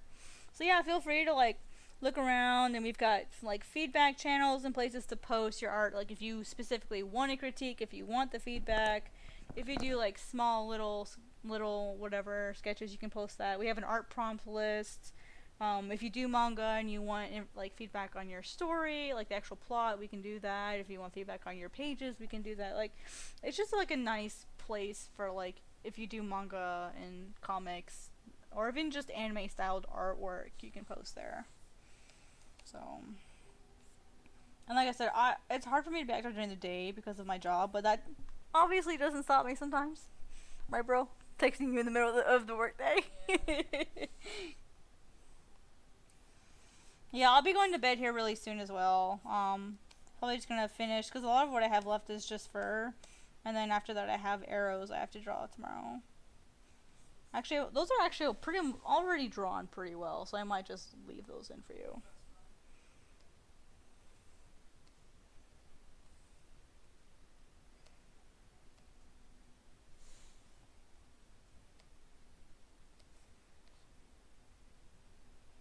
Because I mean, it's just basically a sketch. You're gonna paint over everything anyway, so no form, no reason in making it super neat. Oh man, yeah, go get some sleep, Mark. Thank you so much for popping by my stream. I really appreciate it. You guys are really awesome coming in and stopping by. I definitely think we'll have some really good hours to add to the stream after this. So you guys are definitely like really cool for coming by and supporting me, even though I was gone for like a whole month. I don't deserve it. So I appreciate you guys coming by. Makes me feel like I have friends. You missed me. You live with me now, so you're stuck with me. Unless you decide to leave.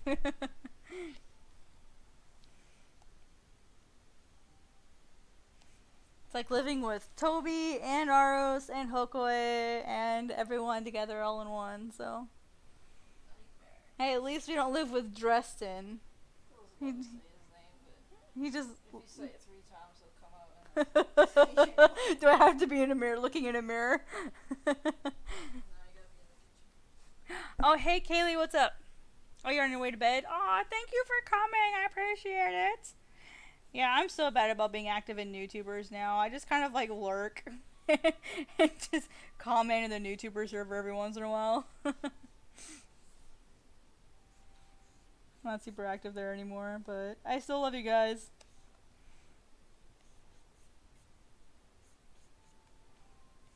I mean, Kaylee, my NewTubers. Ah, hi, Right On. What's up? How you doing? Yes, I said NewTubers. If I say it 3 times, will M show up?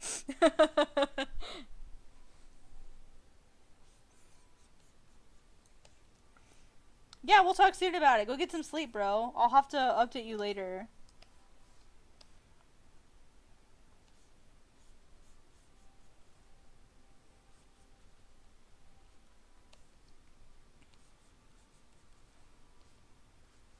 Dude, M posted that, like, do you remember, Ryan, do you remember the sloth picture that I did of him?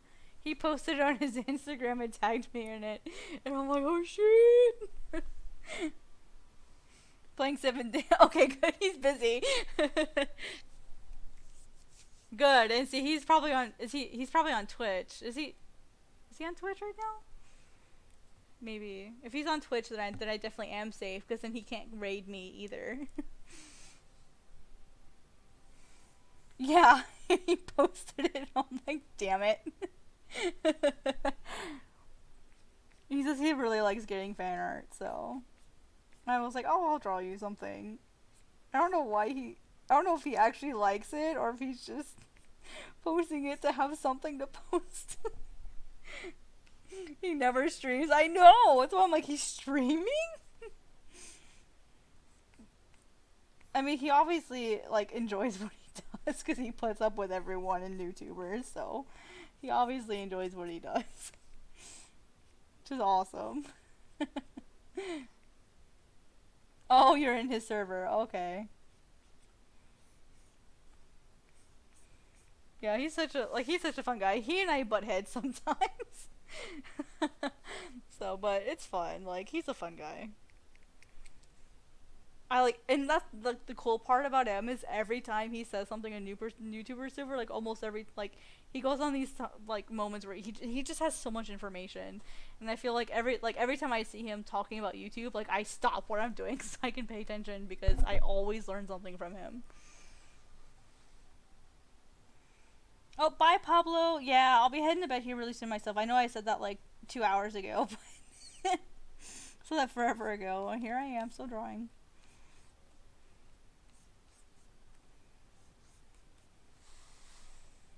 Yeah, I won't be up here much. Un abrazo a todos los quiero. Aw, thank you. He said a hug to everyone who wants one.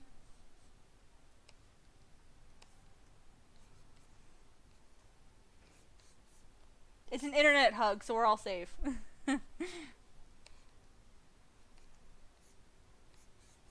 Muchas gracias. Buenas noches. Hasta mañana. Claro?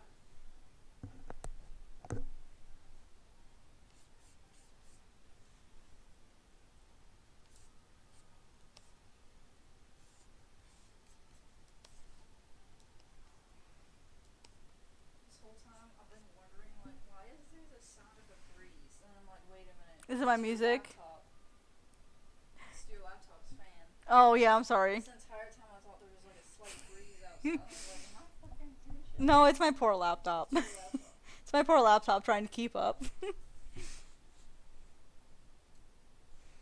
Because it's getting high here. Da, da, da, da, da, da. It is getting hot in here though. It's not cold outside today.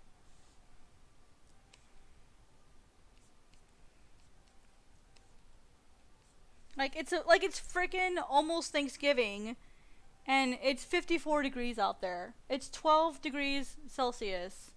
No, or is it 20? Frick. Is it 12 or 20? My Celsius brain isn't working today.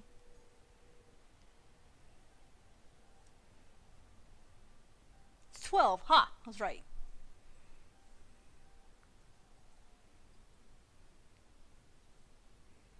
I have to know Celsius for work, so Celsius brain isn't working. It's 34. We're in South Dakota and it's really warm up here for whatever freaking reason. Did you hear about the new TOS? Yeah, I've heard that. Yeah, people are not taking very kindly to that update in the TOS.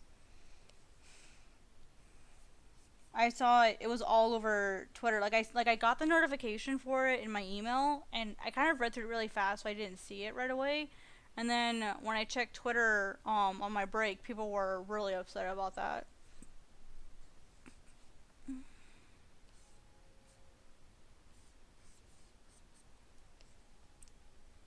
$34? I wish it was 34 degrees. That way we'd have like nice cool air coming in.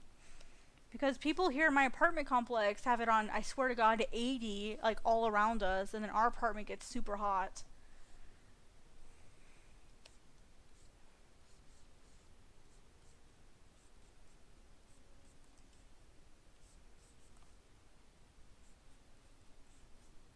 What do you think about that? Right on the TOS. I think that's shady as heck. They're making a money grab. I'm really afraid that because they're making this money grab, that they're going to up the requirements again for the YouTube Partner Program. That's what I'm worried about, is that they're going to change the requirements yet again. Especially now that I'm like still close to monetization, I'm so afraid they're going to change it. It's like, can you not, please?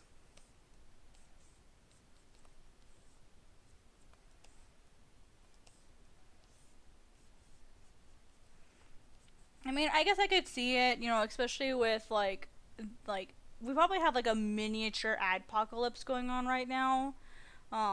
Just because so many people are suffering right now, they can't afford to buy ads. So like I could see that being the like probably a cause for it if there is one. Um, it may just be as simple as them being greedy, but if there is like a legitimate cause, it's probably like a miniature adpocalypse right now. Yeah, it doesn't sound real. Yeah, I know what you mean. Um, I saw a lot of people were more upset about the idea of having YouTube take like the taxes out if it's like a law in your area. A lot of people were upset about that too. I don't see the problem with that personally. I mean, of course they're probably gonna take out too much, but I'd rather that's why you get refund. I'd be curious how they would do that though. Like if it's in your area, like in your if it's mandatory in your area, I'm sure they'd have you fill out a form so that they know how much tax to take out. But a lot of people probably don't know how to do that. Um, or especially if they're like a younger person who doesn't or who hasn't dealt much with taxes yet, they may just not know. So I'm not sure how they're gonna manage that.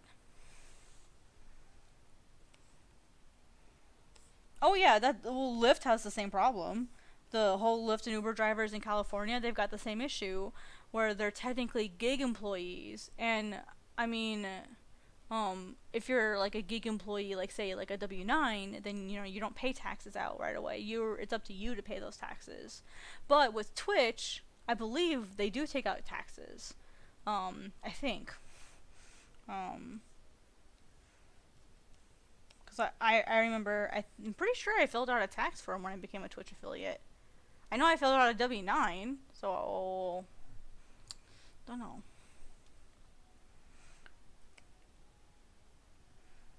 Let's see. Oh, a little off topic.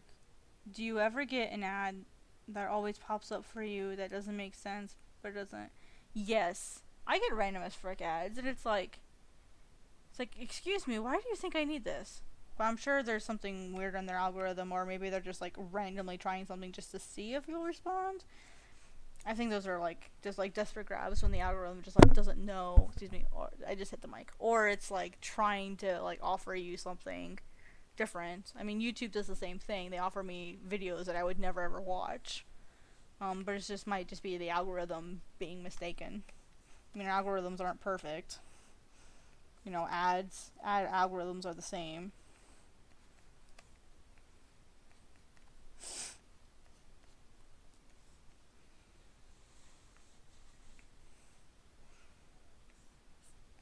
Oh yeah, we were just talking about that earlier when the ads are on point and they're strangely accurate for because of like conversations you had earlier that day.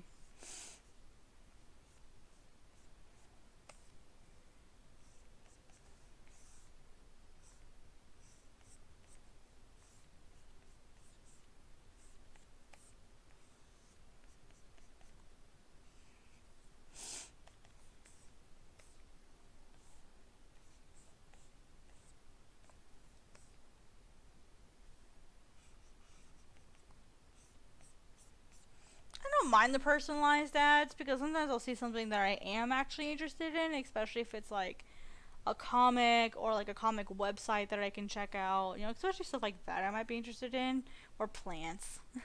I see I see stuff for plants all the time.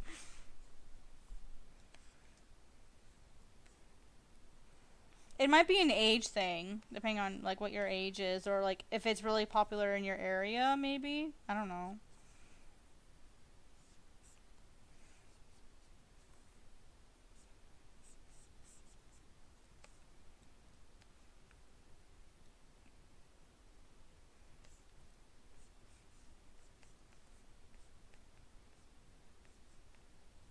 All right, I think I'm about done.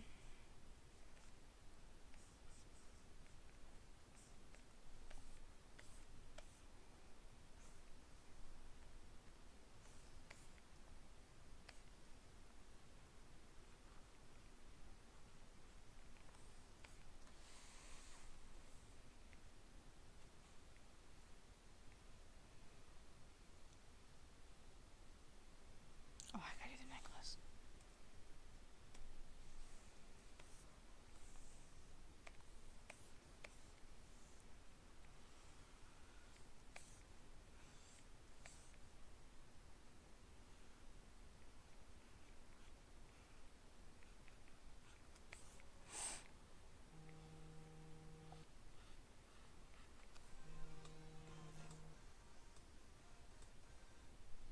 Just telling me it's 10:30,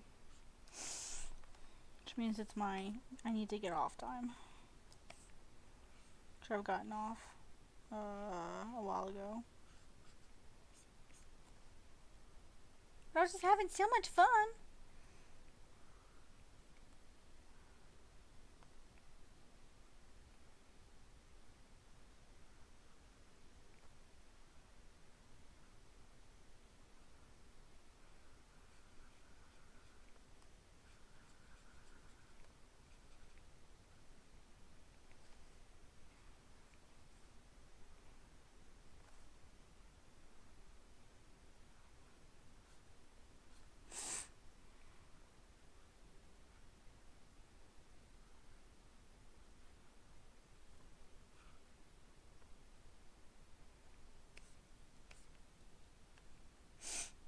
Dude, I gotta be at work by 8, so I feel you there. I usually get up around 7, and then get ready. I leave about 7:30, and then I clock in about 8 o'clock. So I feel that. Hi, Soggy. What's up?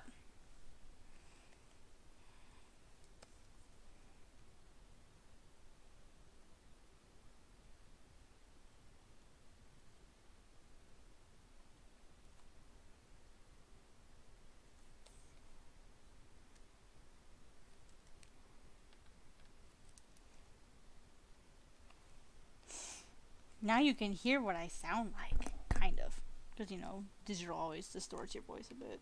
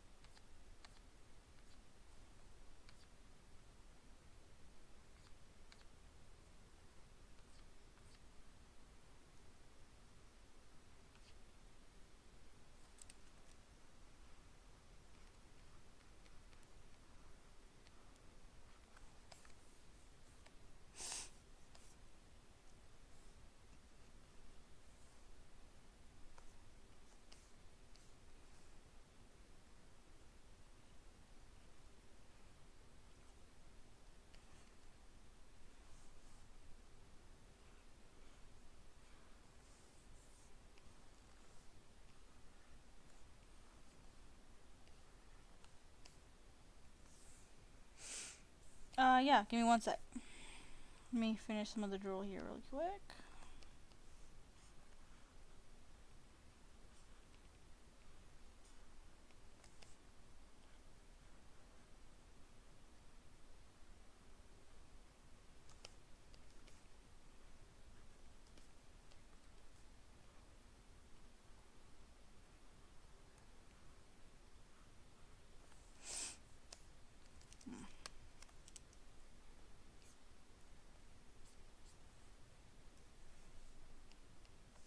That's what I'm working on.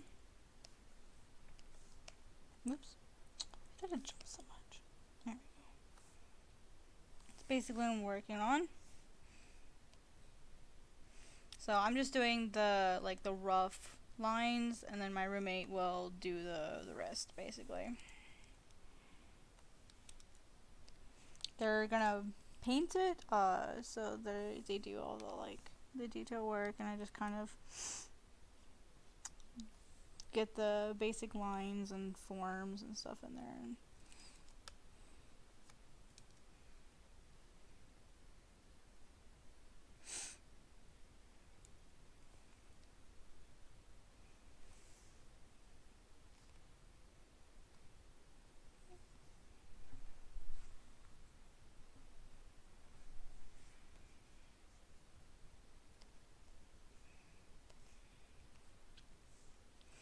Yeah, it's pretty fun. I enjoy it. It's a fun artwork. So lots of fun. It'll be this character basically. So that'll be kind of fun. Big paws. Couple different artworks of this character done by other artists too, so Yep, blue nose, blue gums, green eyes, and green blood. Interesting.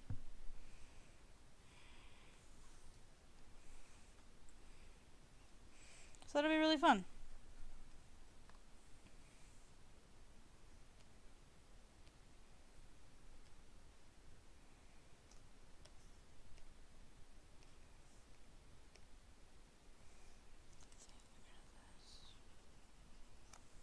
There we go.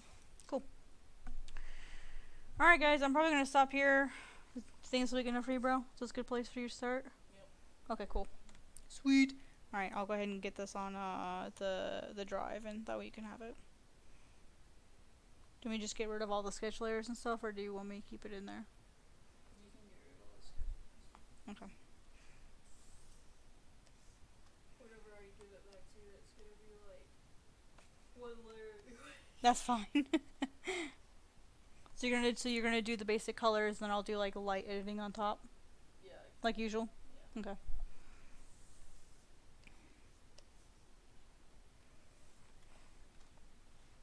Hello, Storm. It's well, this is a commission.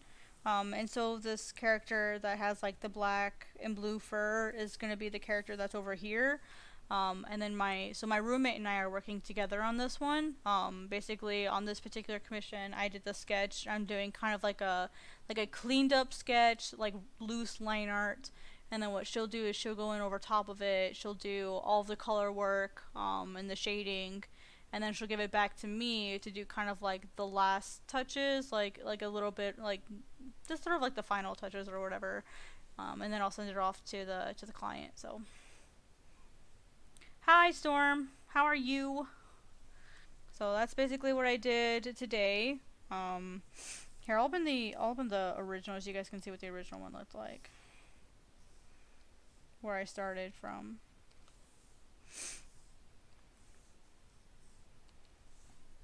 And I'll put them side by side.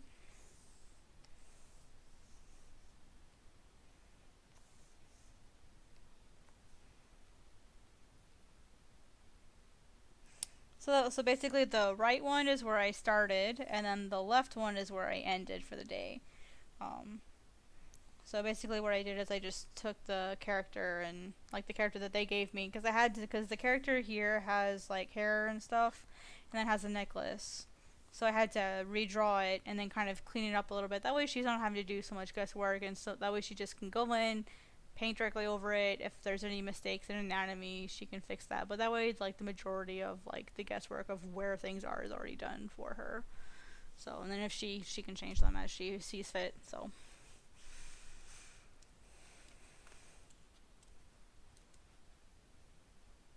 No, it's okay, Storm. I'll be heading off to bed here really soon because I gotta get up for work tomorrow, and it's already like 10:30 here. So, I try to stop. I should have stopped half hour ago. But you know, it was a good stream, and I was just trying. I was already close to getting it done anyway. So, yeah. So I'm sorry you came right at the very end. Yeah, it's really neat to have like an artist roommate. Because like we actually understand each other. We understand what it's like to have art struggles. And I mean, in general, our aesthetics are pretty similar. I mean, she's a painter and I do manga, but as far as like living aesthetics and rules and like the basic premise of being a decent human being are pretty similar. Except I apparently talk in my sleep. Apparently. I'm sorry. like the first night, so when I picked her up from Florida and went back to my dad's house so my dad lives in Tennessee, we got up to my dad's house and then we went to bed. She woke up the next morning, she's like, "What were you saying?" or something last night, and I'm like, "What are you talking about?" She's like, "You talk in your sleep." What?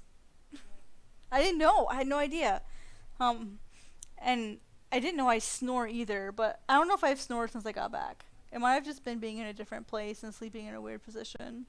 Yeah. But I don't hear you. I mean, I don't have like a. I'm not disappointed. I was gonna say you're probably not. Well, that's why I closed the door just in case. I had no idea, cause no one's ever told me. They're like, no one like I've shared rooms with other people before, and no one's ever said anything. So maybe it's a new thing. I don't know. I know that talking in your sleep can be stress induced, and I know same thing with snoring. It can be stress induced, and Like, believe it or not, if you don't sleep very well, like, that can make your snoring even worse. So, dude, I have dreams. I have really crazy dreams. Like, in most of my dreams, I'm being chased by something, or I'm running away from something, or there's like some danger I'm trying to get away from, in like almost every dream that I have. And so that's why I know my dreams are stress induced. Is some of my dreams are stressful. It's like, gotta run away. That's like all my dreams. Um, so, but yeah, so that's what I did today. So you guys can kind of see what I did, and um, yeah. Oh yeah, we're both like somewhat artist professionals. I mean, you used to make a living from your artwork at some point, and now you want time to do your stuff, Yeah. which is kind of ironic because you barely have any. Yeah. Right, but you don't have time if you're an artist either, because I know your creative energy is spent by the time you finally have time for your stuff. So it's like have no free time but have enough creative energy, or have no free time and no creative energy.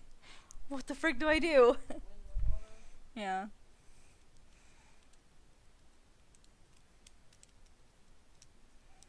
Last night I had a dream where I saved a little girl from a bully beating her with fire extinguisher.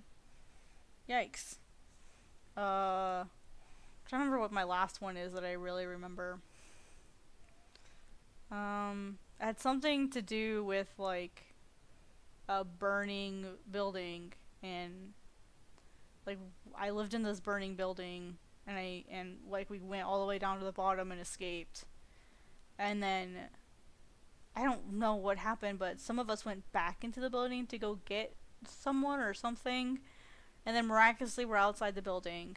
And then we go tour the building up after it's already burnt, looking for stuff.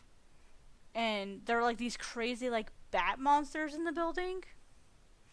And suddenly we're being chased by these bat creatures, and then like the building collapses, and like somehow I survived or something. Like, it was weird. My dreams were weird.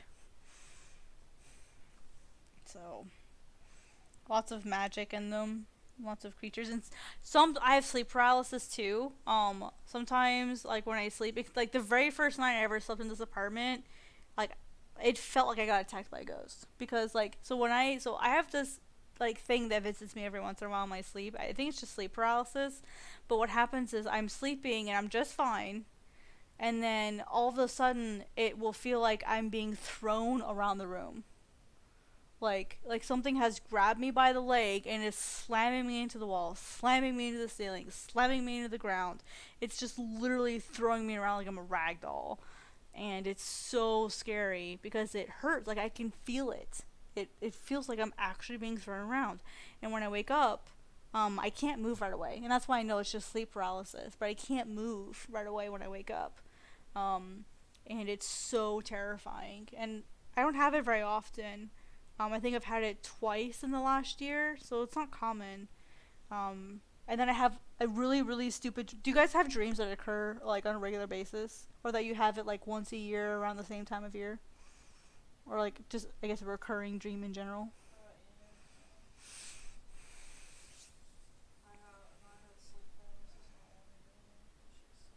It does suck. So this dream that I have every single, like, and I know when I'm gonna have it, because I'm not a claustrophobic person. I love small tight spaces. I feel comfortable in them, but when I'm going to have this dream, I get claustrophobic when I lay down, and that's how I know I'm gonna have the dream. It's a really stupid dream, so forgive me. It's really stupid. It makes no sense whatsoever. I'm traveling with a group of people, and we're really, really tiny, like blades of grass or like trees. So we're really small, and we see this ant, and he's like, "Hey, come celebrate our queen's 100th birthday with us." And we're all like, "Okay." And then the next thing we know, we're being squished between these two walls or these two rocks, and as soon as like the rocks close, I wake up. And that's it. And I have it every single year around Halloween, including this year. And I know like I said, I know where I'm going to have that. And it's the same dream every single time. And it's like, what the frick is this about? And I've had it since I was a little kid. I know, right? I must have killed too many ants in my last life.